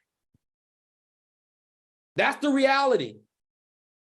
And then using your own spiritual ears and eyes. There was warfare, of course, and it's nothing personal, but there was warfare that came against me. And now we know why. Because the principalities don't want certain leaders. I'll even say too with Pastor Kim. And I told her, I actually saw her some time ago. Don't even want her to be all of who she's called to be. Doesn't. And I've told her that. So you have to be very careful, but that's why I said I'm assigned to leaders, and it's nothing personal. So even now that my assignment is done in that particular place, please know I still cover her. I still pray for her. I still pray for the whole church, because, and I'm still grateful, because here was my other assignment. I was assigned to lead that place in the midst of a pandemic, when every other church was closing. And I boldly and proudly say, as an apostolic voice, I fulfilled my assignment. We were busting down walls because the church was growing in the midst of a pandemic, when people were shutting down. And on a spiritual and a business perspective, I led that movement. That was done under my administration. And that was my apostolic assignment. I led the church to being paid off. And I'm not saying I, that's not what I'm saying. It's just the truth. I led them to debt freedom. And I am blessed and grateful to this day, because now that my assignment is done there, whoever comes and has been there ever since, that is still being blessed, that is still being ministered to, that is receiving when they're giving beneficial or benevolence to help pay people's bills, because they do great things still. I get to have joy knowing that I led them to a place of financial freedom, to now financially be able to continue to feed the sick and the homeless and whatever their measure is. You know, that is a house of nurturing new believers. And so once you kind of come out of that and go to the next level, whether you stay or not, whether it be there, I'm not just talking about there, but any place, that's why this type of conversation is necessary. You have to understand, am I a new believer? Do I need that nurturing? Then that might be where you need to go. Okay, do I need, like, for example, literally the only leaders I listen to, of course, Dr. Trim, Bishop Jakes, and now Apostle John Eckhart. Those are the voices that speak to me right now. I can't really listen to anybody else. Doesn't make anybody bad. This is where I'm at. I need seasoned leaders to pour into me. And I got you coming, Bessie. I'm sorry. I was telling a friend of mine, all of my closest, for the most part, a lot of my closest friends are all older than me. All of my closest friends are in their 60s, literally. Literally. Because of where I am spiritually. And that's just what it is. I used to feel bad. Why I can't have folks my age? I got a few people my age, but I just don't connect. I don't. So anywho, I digress. But thank you for pointing that out. And again, so y'all pay attention to that. When you're called to host events or called to do stuff, how do you shift a room in 3 minutes?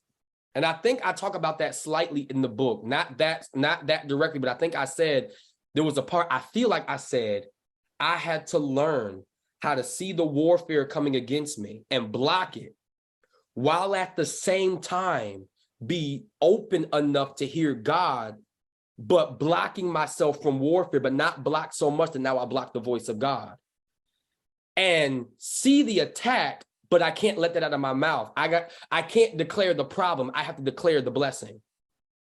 I see you trying to attack me, but I can't address you, because if I address you, immaturity is going to click in, and then it's going to be, Pastor Levi said so. I can't do that, because see, I'm an official. See the difference? I can't do that, because I'm not just a member, I'm an official. And then that's when it's Pastor Levi said. That's why all that stuff, when people clap back, I can't do that. I'm not allowed to do that in my office. I can't. Someone else can, but I can't. Because I represent the kingdom of God, and I make the kingdom of God look bad if I do that. Now, in my human, doesn't mean it doesn't cross my mind. I say a lot in my mind. But it doesn't come out of my mouth. Amen. Go ahead, Bessie. Go ahead. Hey, good morning, everyone. Good morning. I don't know how to take that hand thing down. Hold on a second. I don't even know how to do it. You're fine. Anyway. Okay, so I'm going to go to what Liberty said. Yep. And that was during your time at Pastor Kim's. Yep.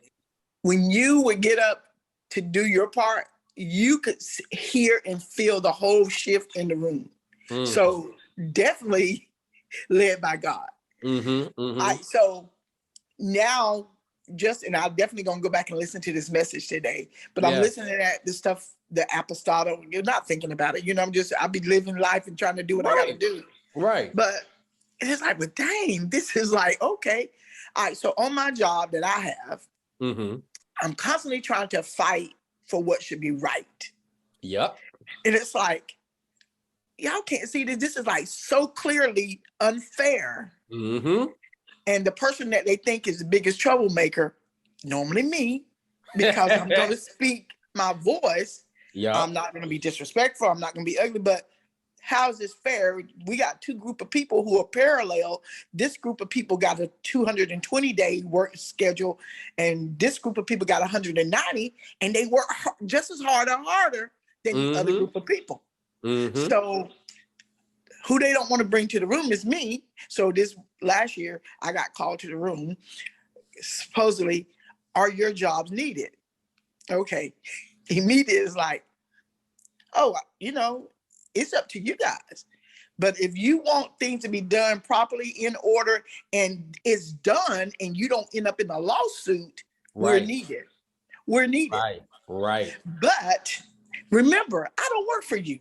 I work for the man above. The only reason, now somebody say, did you say that in the meeting? I'm like, yes, I did. God let me.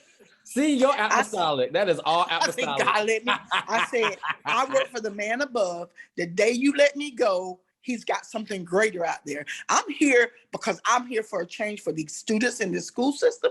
I'm here for a change for people that I work with. I'm here for a change. And that's the only reason why he has not released me to go home. I'm 60. Yeah. And but I could not see. So in case you didn't notice this, because even as I'm listening to your language now, that I'm positioning my ear completely apostolically. Everything you just said was apostolic. Everything. And it was social justice. You're standing up for what's right. That is apostolic. And this is where you have to see it from the spirit and then in your business. But now, apostolic where, AKA gatekeeper where? You're an apostolic gatekeeper at your school. Because you're able to say, if we don't do this, this is going to happen. And what you just said, they will always try to reject the person that holds them accountable. Apostolic is accountability. Even my director at work, and she's not being mean or nothing, but every time I come around, she's like, I know you got something to say. Yes, you're paying me to reveal the issues with this place. That is my job. That is my job.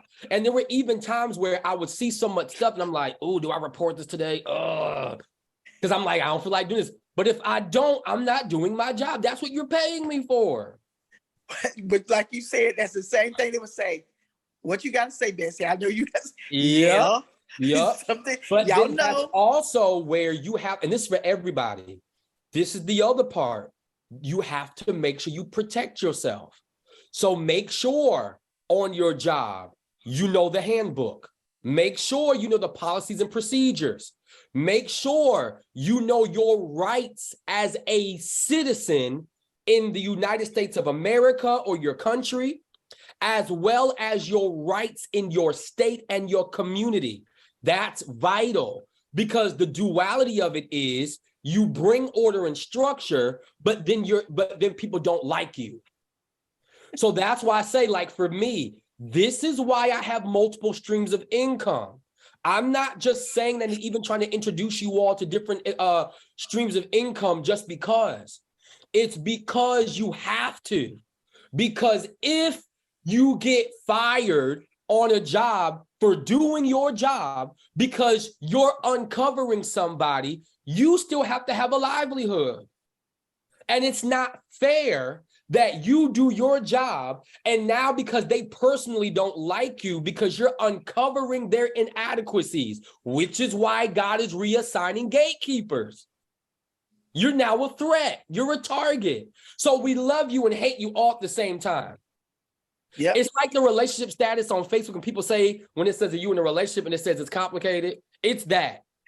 We are controversial people, not because we're trying to be, but because we bring order. So just as like you said, how y'all see me step in the room and see the atmosphere change. For those that receive, they love it. But then you also have a caliber of people that say, I want to stay bound. I don't want change. So now they make me look like I'm a takeover. And that's not true. It's you're looking through the wrong lens. So now you're trying to attack me because you don't want to be free. Hold on. You have every right not to be free if you don't want to be free. But don't attack me because you don't want to be free. And don't make me out to be somebody that I'm not because you don't want to be free. If you don't want to be free, I will still love you while you remain bound. But that is your choice. That's your choice. Yeah. Well, see, and I guess I never looked at the apostolic that way. Because then I got, what was it, Monday? Monday, there's a group of teachers that have a girls club called the Girls and Pearls. So they knew I made jury. So it's like, Miss Smith, will you come do a lesson with these girls? So I was like, God, what do I do? I mean, but you know what? Immediately I went and I taught them how, and they're like 3rd, 4th, and 5th graders, taught them how to make bracelets. But I talked about girls your age even make jewelry and they end up being little entrepreneurs. Don't let nothing stop your, so it's like, I get it today. I'm like, okay, I got to go back and watch this. I didn't even think about this, but and then look at your so much. You're so welcome. And then look at your life. Remember when we were coaching before and you were like with your business and then all hell breaks loose. And I kept telling you, I get it. Cry, do whatever you got to do, but don't stop with your business because that's what the enemy tries to do. So, and we all have our measure of it too. We all have it. So that's that. But listen, y'all, no problem. I'm gonna do this real quick, Shalay, because I feel like you got something to say. So I'm gonna call you out for a minute. And then Lynn and Tanya, we got about 15 more minutes and we'll wrap up, okay? But let's go. Greetings and grace to you, Pastor, and good morning. One, yes. This was gave me so much understanding and revelation, just as you were speaking, as to what I've been going through, and articulation and clarity. So this morning, I feel like a whole load has been lifted off of me. Awesome. Yeah, but that being said, thank you. Yes, I did have a question. You mentioned early on when you were speaking about how the last several years of your life may have been, most of it may have been your fault. Mm-hmm. Can you give like specifics, maybe one or two specifics, and what you have done differently? You know, yes. when you like you're under a spiritual attack, but it may have been your fault because you were perhaps looking through the lens of a pastoral and not an apostle. Yes. Great question. Great question. Yes. So to that end, when I say my fault, like I'm not saying deliberately causing mayhem. So again, it was because I was looking through the wrong lens. So for example, I literally, and I feel it even the more now, just in articulation, if I'm honest, I don't want to say I've had an ought with anybody. I don't have an ought with anybody, but I will say that there are certain people that I have helped and done things for that I give with such a genuine heart that I felt hurt by them. But the reason I say my fault is because I forgot they were human too. You know what I'm saying? So for example, there's an analogy where there's like this snake that someone saved the snake. The snake was hurt. But then after they got the snake back to health, the snake then after they fed the snake, housed the snake, got the snake healthy, but then got mad when the snake bit them. And then now you got poison in your arm from the snake. Whose fault is that? Right?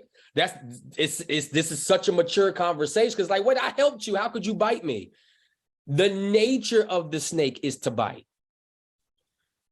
And so do I celebrate the fact that I nurtured you back to your state of being who you are because you were sick? Or do I get mad that you bit me as if you betrayed me? You're supposed to bite me. That's the nature of who you are. You look at Judas. Jesus dined with Judas, but then Judas betrayed him. Jesus wasn't mad. He already knew. But Judas hung himself because Judas felt bad for what he did when Jesus forgave him before he did it, because he already knew who he was dealing with. So I say that to say, I'm trying to think of like a specific situation, but the main thing is like with certain people that I've either helped or done things with, because I misinterpreted certain things, I felt bad when I felt like I was done wrong. And I had to remember or be reminded or come into the revelation of who I am now of my posture. Think of it like a parent, right? Your child is going to do something to disappoint you, but you're not completely bothered because you know they're growing and they go through stages of figuring out who they are.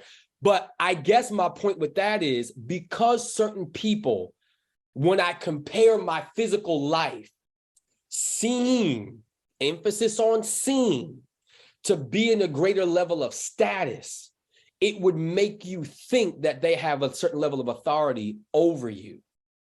And that's not true. And I didn't understand that. And I'm now learning that you can be popular. You could be a multimillionaire, but you call my phone. You get what I'm saying? Like, and I can't, like I said, I can't go into the who's, but I had to step back and like, literally, I felt insignificant. Like, why is Bishop so-and-so calling me? Why is Pastor so-and-so calling me? Why is so-and-so inviting me out? Like, I used to feel unworthy because I don't come from money. I don't come from whatever. But when you operate in your kingdom authority, God will rank you and have the world leaders call you. But I had to learn this is who I am. So when I say I had to realize stuff was my fault, it's because I didn't lead when I should have been leading. Or I dumbed down my leadership because you were the popular voice, or I allowed myself to feel insignificant because my physical life didn't represent my spiritual rank. Does that make sense? Because I know who I am spiritually. And y'all just even confirmed it and said it. I've heard people say that to me, but I just didn't believe it. Because when I'm decreeing and declaring and doing stuff, I'm not thinking about whatever. I'm literally thinking about, when I walk in a room, I can sense the weight of people. It's like a collective feeling. And then every now and again, God will give me specifics with some people. And it's like I walk in a room, I feel the weight of the room. I feel the burden of the room. And then I ask God, what is my assignment in this room? Where I address the spirit, but cover the person. Because I am not allowed to call out certain names sometimes. Because my job is not to make anybody feel insecure or inferior either, or embarrassed. That's the other part. Your job is not to embarrass anybody. And so I'm not thinking about or seeing what people see. So like when everybody kind of said like they see the room shift, I wish there was a way I could like graphically show it, but literally it's like I'm in a different realm and I can literally see frequencies like this. That's the best way I can describe it. And I can see a low frequency. So let's say there's insecurity in the room, depression in the room, or whatever. I used to be afraid to address that, so I would shrink down. So that's another example of that's my fault. Until I realized, wait, God's showing me this because I'm supposed to address it. And so that's when I see and I address the spirit, and I can literally sense the frequency go from like this to like this. And there's times you'll hear me say, I see your faith rising. You'll hear me say stuff like that. I see, whenever you hear me say, I see or I hear, I'm literally seeing it and hearing it, literally. And it's a frequency. So ultimately, to answer your question, I know I took the long way around. The best way to answer it is I've dumbed down. One, because of insecurity, and two, because I limited myself to the context of pastor. This is important because pastors submit to apostles. Even bishops submit to apostles. Now, and this is where this gets interesting. Now, in my leadership as a person, if you are older than me, physically, we're not talking spiritual, I will still submit to you out of respect.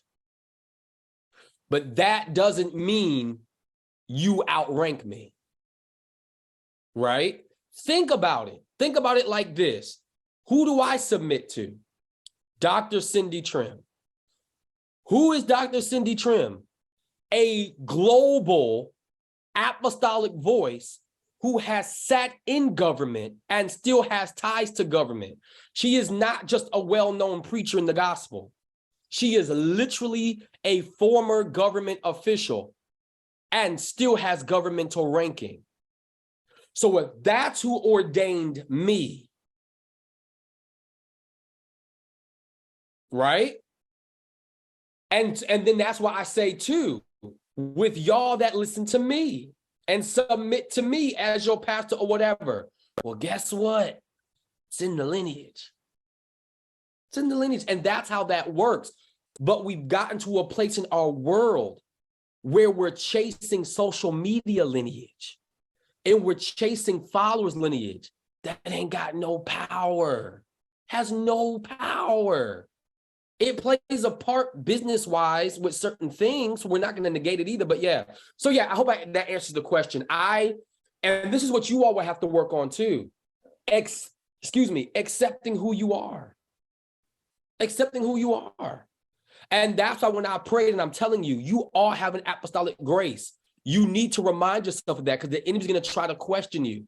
And remind yourself and say, my pastor, my coach told me this is what I have. That's the whole point. If I have the insecurity, I have to think like that. Wait a minute, Dr. Trim would have never ordained me, or my legitimate thing says it. Levi Wayne Harrell was solemnly and publicly set apart and ordained to the apostolic, prophetic, evangelistic, pedagogic, and pastoral work of the gospel. What's funny is, as I'm even reading this, the first thing it says I was ordained to was the apostolic, and pastor was last. I never even paid attention to that. I guess I should read my ordination, huh? That's so funny. That is so funny. So that's what it is. I dumbed it down. I dumbed down. And that's why even in this conversation while we're doing this is more like a town hall meeting at this point. Because it's like we have to understand this. This is where we're going. 2023, all things apostolic. I might have to do a masterclass so we can really start honing in, because it's loaded. It is very loaded. And I'm even going to say this. Never mind. Sorry. Never mind. I'll save it for something else. Go ahead, Lynn. What's your question? You're still muted.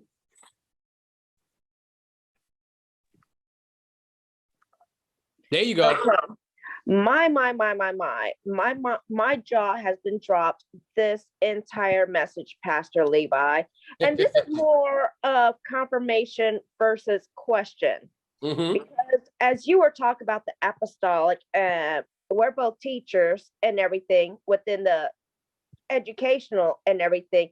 But lately, as I've been, and teachers walk in, you said the prophetic. And as I've been with my students lately, having recently broken my arm in September, I'm in a position where I'm stuck in everything. I mean, I find myself coming home, crying in tears, not because I'm hurt, but because I'm fed up. It's like the person— I call that apostolic frustration. The overhead of the building I'm in is Jezebel. Yeah.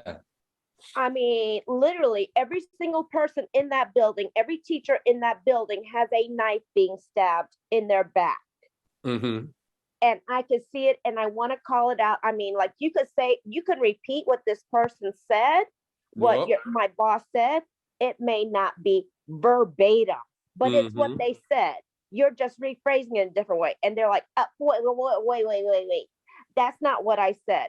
Yep. Yes, you did. I mean, and the fact that she's calling out parents in front of teachers, she's calling out, like she called out the assistant director in front of me. And it's like, there's so much going on. It's like, I don't belong here. And it's like, I want to walk so badly, but because I'm still on workman's comp, because my injury happened at work, I'm stuck. So this is why I was saying a couple things. One, what you're feeling is apostolic frustration. And so here's the thing. Oh, I gotta do a deeper teaching on this. Oh my gosh, I'm so excited. You have to be careful with apostolic frustration though, because there's a duality to it. It's the pressure you feel when you see the injustice that you have to be the answer to or fight against. But then it could also be a signal of your time drawing nigh. But you have to be careful that you don't leave before it's time, because then the work's not done. Right. But then you have to also be careful. Yeah. But then you have to also be careful because, and again, there's still the human part. We got to work. But this is why I'm saying financially, all of that.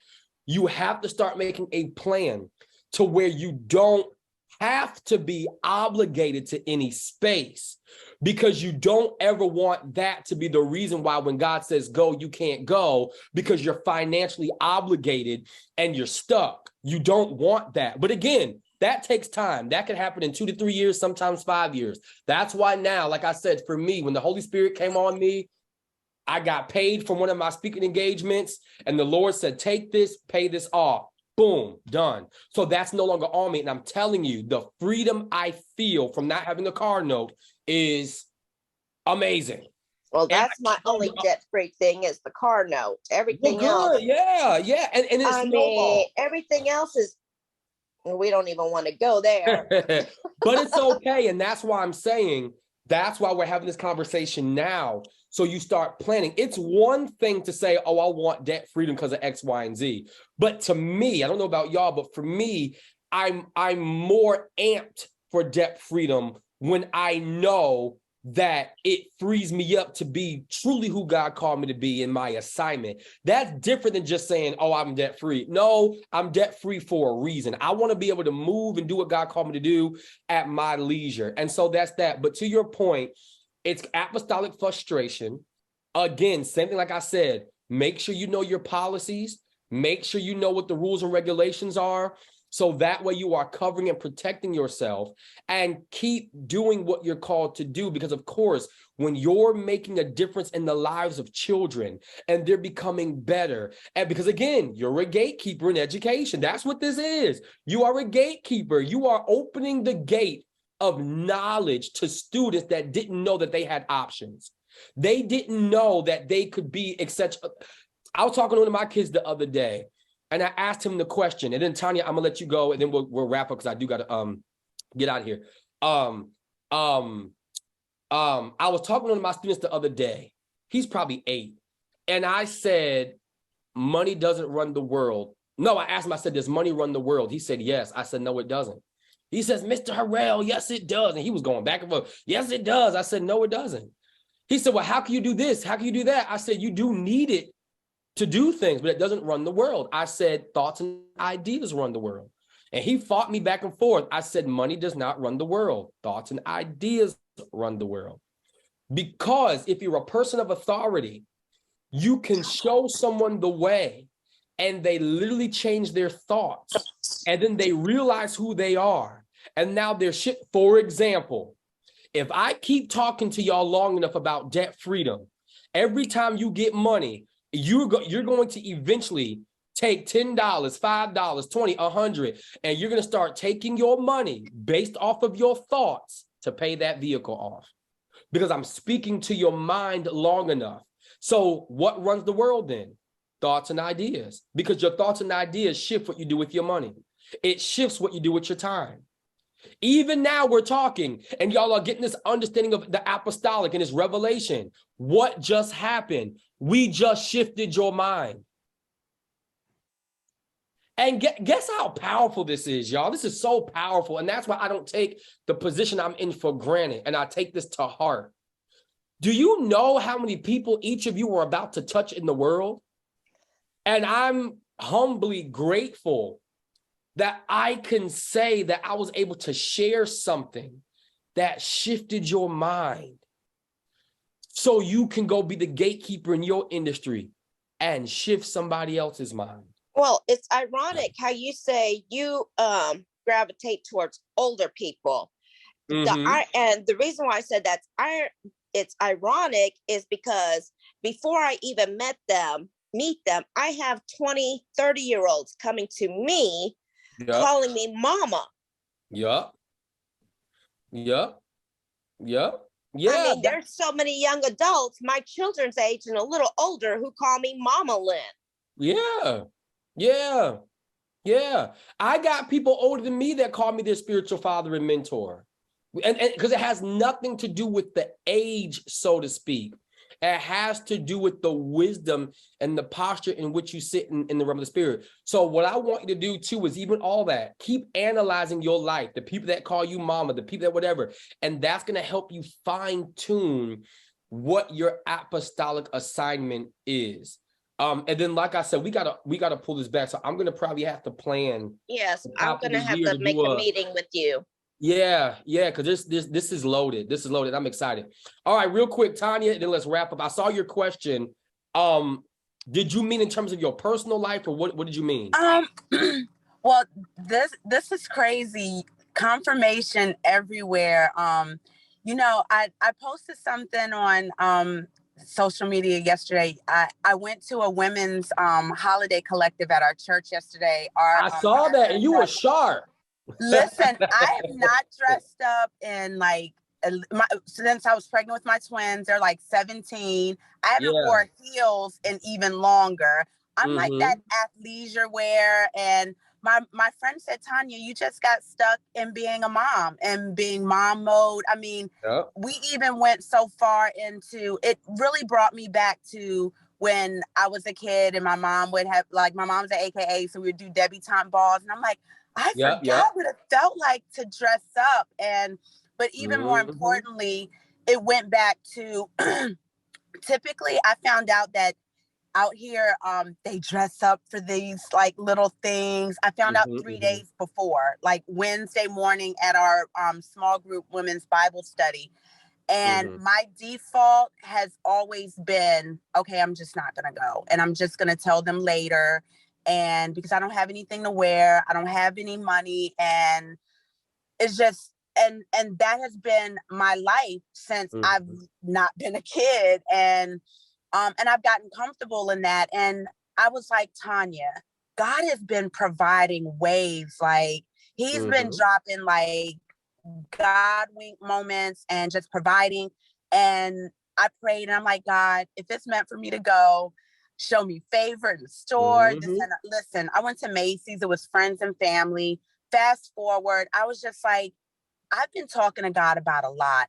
And why, if you want to dress up and do these things and go to events, every event is not an athleisure wear event. You know what I'm saying?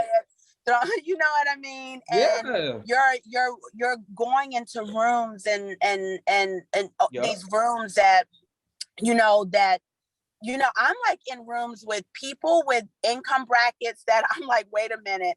I've had to look at myself and I felt like, do I fit here? And I'm like, no, I'm chosen. I'm worthy. And, he provided, the money. I went to Macy's and I was sitting in these rooms and just part of events and things around me are just elevating, but I felt that pressure. I'm like, man, this is not like Georgia. I can't think. And I've been feeling it over the weeks, weeks and weeks. I'm like, I can't think and move the way I've been thinking and moving. Not saying it's bad, but I can't default to just working here and making this hourly wage. But listen, it's been a pressure that's been unexplainable. I don't know how to talk about it, but you've been talking about it. And I'm like, how do I navigate? And I'm like, well, I got to level up here. And I've been researching and reading and going back to things. And even I got a job offer with a lady. I don't even know if I shared it with it here because everything was happening so fast. And, I was praying to God about it. First of all, if it was for me, allow it to happen. But my foot got in the door. But something I never do is when my foot is in the door, I never go back and keep asking God about it. Something didn't sit right. And I don't know if I don't know. I still don't know. But I know by conversations, like she was like, oh, my girl that's been with me forever, she doesn't want any more than this. This is all she wants. She doesn't want her, her own thing. And I know where I'm going. And I just kept praying and I was like, God, I don't want to do the same things. I don't want to fall into being comfortable with I know what I'm making every 2 weeks and not, because I know that can be a default. So I pray about it. I don't want to default to that. And listen, a week of coming to her, I was a personal referral from her personal friend, one of her really great friends. I go to church with Alyssa. Do you know she had somebody email me? I didn't even know who this person was, but I had to take myself outside of what my emotion or feeling was. Cause I'm like, that's real classless. And especially for Newport Beach, I'm like that. It just showed a lack of character. I felt like it was classless. Like your friend referred another friend. And this was personal. This wasn't so for me, I felt like, if it was a different direction in a matter of a few days, then just say that. I'm not offended, but it was so funny because when I got the email, I said, oh, okay. You know what I mean? And I just let it go. But I was like, God, whatever this is to show me. And something just said, you could get stuck into working with this person and not grow your business. And this and still certain things I'm putting together, but I would see how she would talk to people, and I would see how it just felt fake and phony. And that's probably how I'll let it lay. But I felt like, well, whatever, God saved me for it to be so quick. He was saving me from something that I still can't put my finger on. And I would venture to say, not to cut you off, but I would venture to say, because there's a couple of things you said I want to address. So again, that's apostolic. And I truly believe this with you, that God has also positioned you to be in positions where you've seen different leadership styles. To your point of the way leaders communicate, them not being integral or doing the job halfway. And so it's almost like it's hands-on training of seeing, learning what to do and what not to do. So when it's time for you to run your own stuff, because I do see that you're going to have something of your own. I don't know what it looks like yet, but I see you running your own stuff. And again, and the majority of all y'all will have multiple things, because that's just apostolic and who it is. The Bible says God gave you the power to create wealth. And so that means wealth has different avenues and streams. And you look at Eden, if I'm not mistaken, Eden had several streams that fed into Eden. So why can't we have several streams? So to that point, right, God will move you quickly. That's another apostolic trait. Things move quickly. In my entire life, the only time things would go slow is when I didn't obey God. And I used to deliberately sin, go figure, thinking that would stop God, because I'm like, you're moving too fast. So I was like, well, if I sin, you'll stop. Dumb thought, dumb theory, but that was in my immaturity. But and it did delay time. But every time I obey one thing, God moves. Just like even now, I did not plan for today to go the way it did. I had a couple notes that God was speaking to me about you all and what to share today. And then God was like, don't even put it in a document and organize it. Just hit a few points and flow. And I even had to grow to that, because that's different. I'm like, people are depending on a word from me, and I got to make sure I'm giving them proof and adequate stuff. I don't want to lead people wrong. I want to be responsible, all that. But even as this is my lifestyle, every week we gather, God is dropping rapidly. And when I obey the instruction of this Sunday, he then elevates to the next Sunday and the next Sunday, and it happens quickly. It doesn't take God all day and all night. So to your point, for you specifically, and in an apostolic general context, things will move quickly. Going to you talking about the attire. So what's funny is when I was in West Palm Beach, it is very rare that I spend money on myself. And some of y'all might have saw my post in my stories, but I was posting stuff about how much I bought stuff, but I caught major deals. I caught major deals. Shoes that were normally $100 were marked down to $30. And then when I got to the register, they were like, oh, it's $11. Have a good day. But my point of saying that is, because here's the other part. When you step into your apostolic anointing, and that's why I got to teach on this more. The apostolic anointing is also an ambassador anointing. An ambassador is an official from a country or a state that goes on behalf of said country or state. So if we're ambassadors from the kingdom of heaven, living in the real world, people might not realize you're an ambassador. They might not have the articulation to say you're apostolic. All they know is they like you and they keep wanting to invite you to their settings because it's something about you. We know what it is. That's why I'm trying to help bring articulation.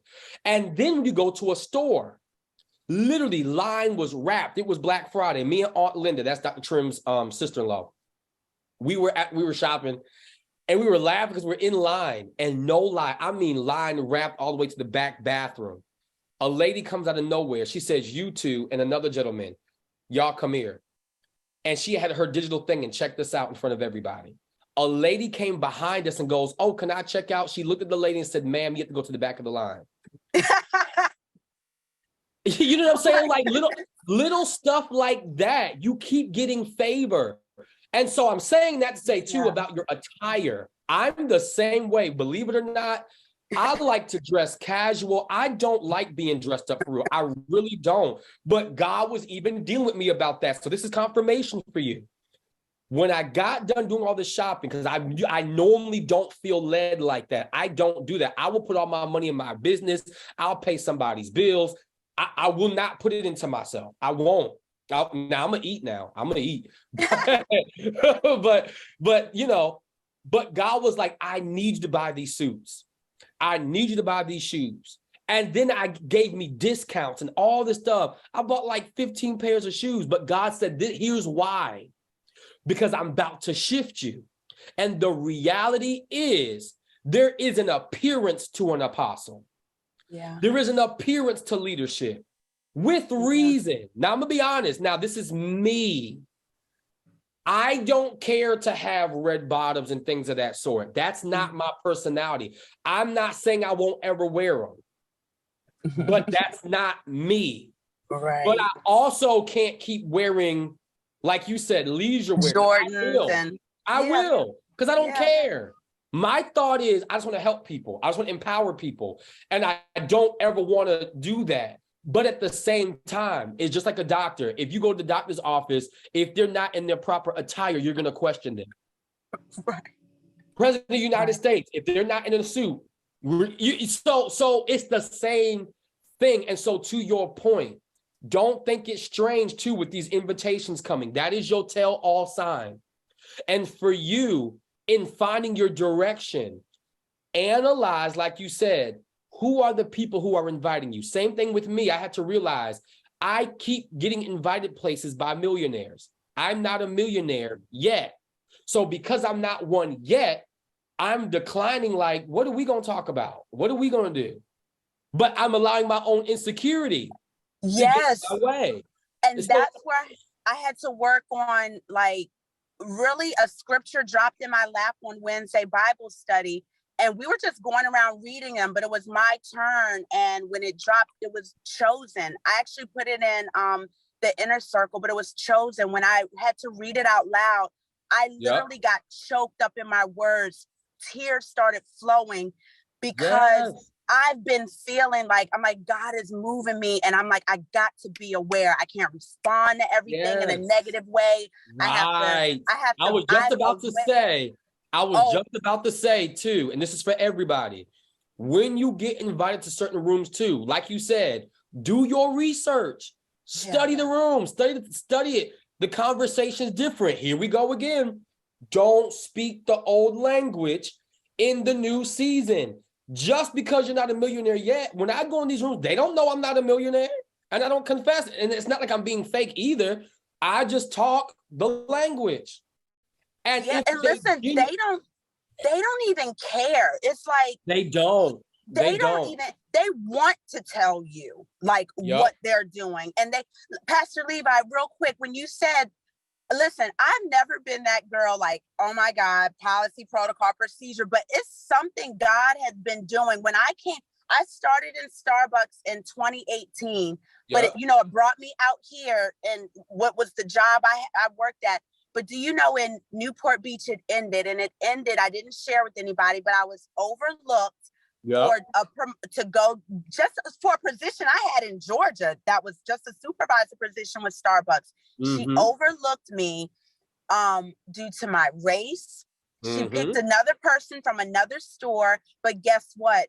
It was told to me by one of the Hispanic girls. She was like, oh yeah, there were no Hispanics working in the Starbucks in Newport Beach. Wow. And I said, well, why? And people, these managers were upholding an image of Newport Beach. So they thought, but guess what? I found out they didn't even live in Newport Beach. They were traveling in.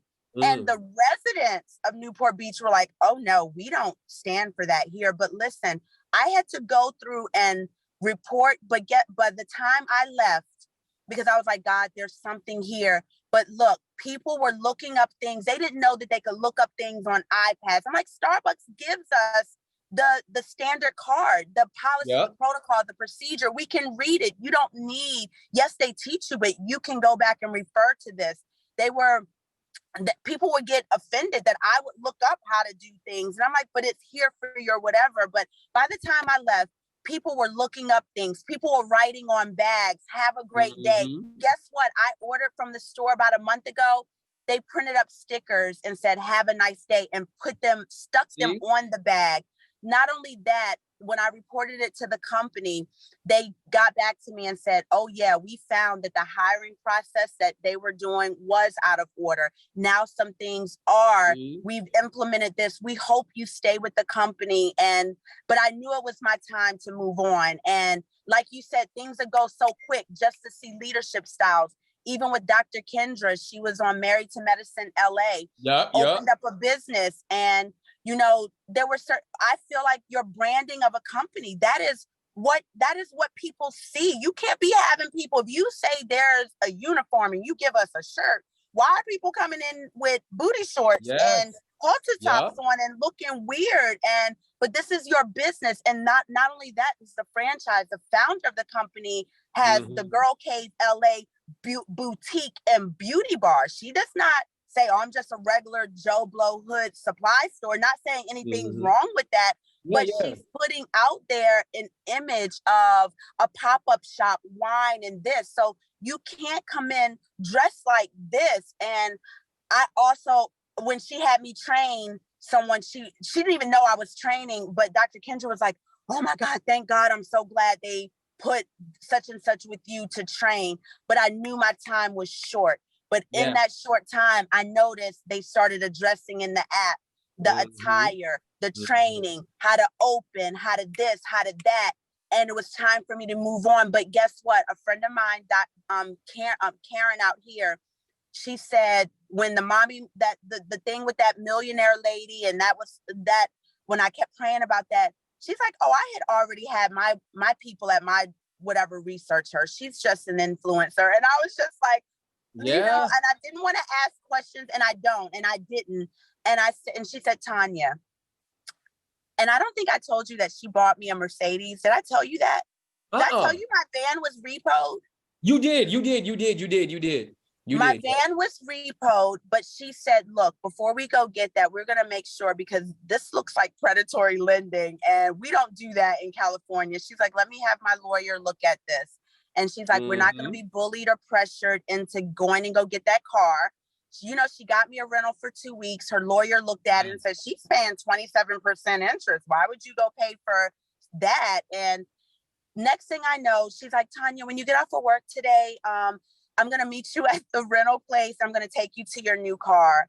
Her and her husband drove to San Diego, bought me a Mercedes, and no payments. Like I said, I think I told you, it's our seed money. We're going to help other women. That's a business, but that's something I wrote in my vision book in Georgia. Fast forward, she's like, I was like, oh, she's like, look, you're not probably supposed to be only a worker bee. She's like, Tanya, I've looked at your resume. Tanya, you are licensed, you're nationally board certified as a massage therapist. She's like, that's how you got into health and fitness. You have all these certifications. And out here in Newport Beach, we don't have the time to go into places. Mobile is what we do. And she's like, look, you need to get into massage, come back to, and that's what I was doing already. So I was like, why didn't I think of this? Because, and somebody said it's all about timing. And she's like, Tanya, it's time to have your own. She's like, you're working at these little places, even at you being at that boxing studio. I know you love boxing, but guess what? Even if you work 40 hours a week, Karen broke down the numbers. We sat down, did those numbers. She's like, you could work 9 hours, 10 hours just doing massage and make more than what you're making full time at the boxing studio. But she's you like, had to be processed. And that's a whole other thing. I was going to, God gave me that. Look, let me tell you something. She gave me money. I was like, oh, I'm going to go on Friday. I already talked to people about this massage table because I'm doing it. She's like, Tanya, you have a wellness concierge. She's like, you've been branding yourself in health and wellness for X amount of years. I'm looking on, I just met you, but I'm looking and I'm going back on your stuff. And she's like, you're doing it. And I'm like, oh my God, I have been branding myself in health, in the healthy living lifestyle brand. Yes. What I offer, I've had people on social media, just people that I've met through Limitless, and like, hey, I'm in this skincare thing. What do you think about this? And I'm like, why are they asking me? I don't even have the following as these network marketing. But Karen said, no, don't wait till Friday. Yep. She sent me the money to go pick up that table, the chair, the equipment, just to get started. And she said, look, I live in the Port Streets, which is in Newport Beach, a very nice area. She's like, we had a mobile massage therapist. She moved away. This area is up for grabs. I'll put you out in our newsletter to 1,200 homes. You come up with the e-gift card. I'll give it to my friend so she can put it on her blog. She's like, if you want, you can work the Port Streets, or just stay exclusive to Newport Beach, or just start in the Port Streets and then expand to just our Newport Beach community. Yeah.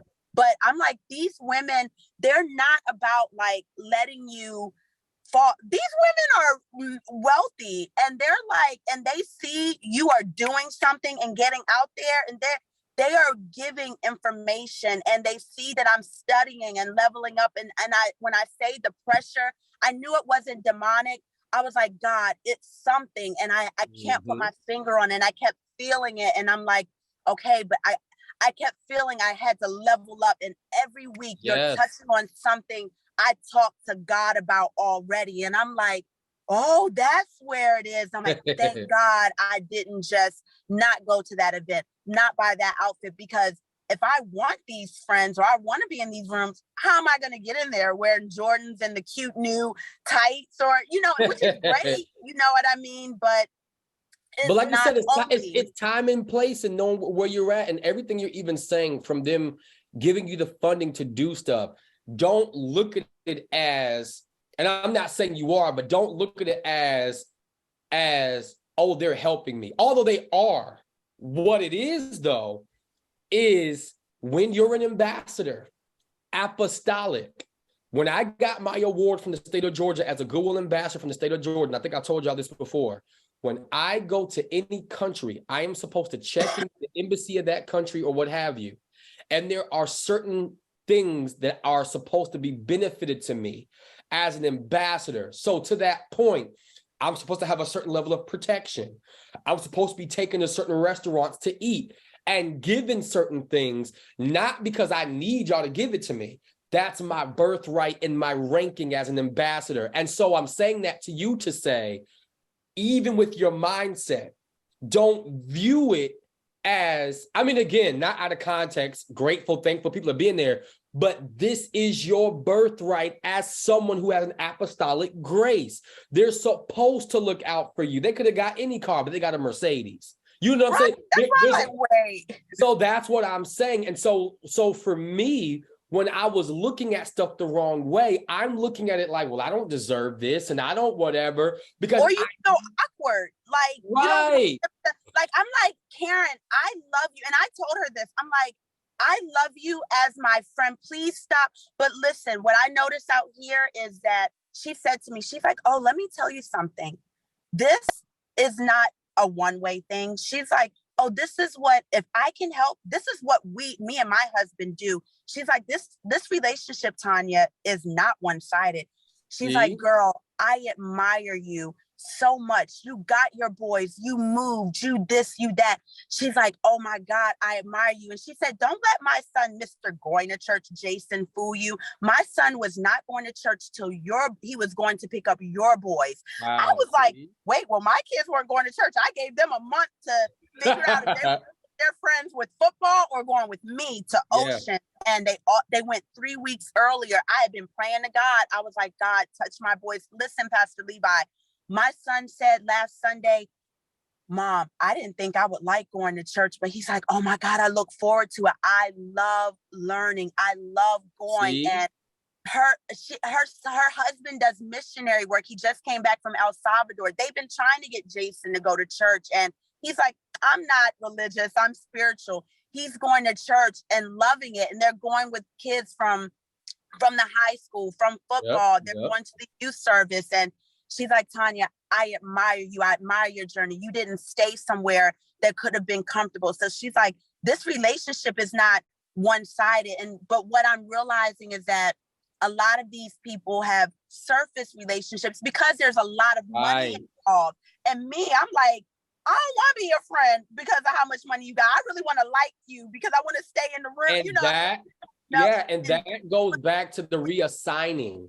Because to your point, that's what I had a lot of people tell me. It gets lonely at the top when you're dealing with money and fraudulent people. That's why I always say remain your authentic self, because people want to be associated with people. Can you make me laugh? Can we have a good time? The way you just described, she's probably been praying that her son goes back to church. And because of your son and you, now he's going to church. That was, like you said, that's a transaction. That's a transaction. So yeah, I'm going to make sure I look out for you because you're looking out for my kid. Don't even realize it. Even when I'm on my job, they tell me, I guess I bring an energy that they're not accustomed to. They're like, we know you're under a lot of stress because I run the whole operations department by myself. But yet I come in with positive energy. And they're like, how in the world are you staying energized? So that's what I'm saying too. You got to realize too, what you carry just in your personality is a transaction. Who you are is a transaction. Who you are in the realm of the spirit is a transaction, you know? And so now is the time for these mutually beneficial relationships and all of that. So I'm excited. I gotta go though. My battery's just about to die. I just saw it pop up. But y'all, we're gonna definitely open this up some more. I'm so grateful and thankful for each of you. Please, please, please take some time to analyze your life, jot it down, take notes.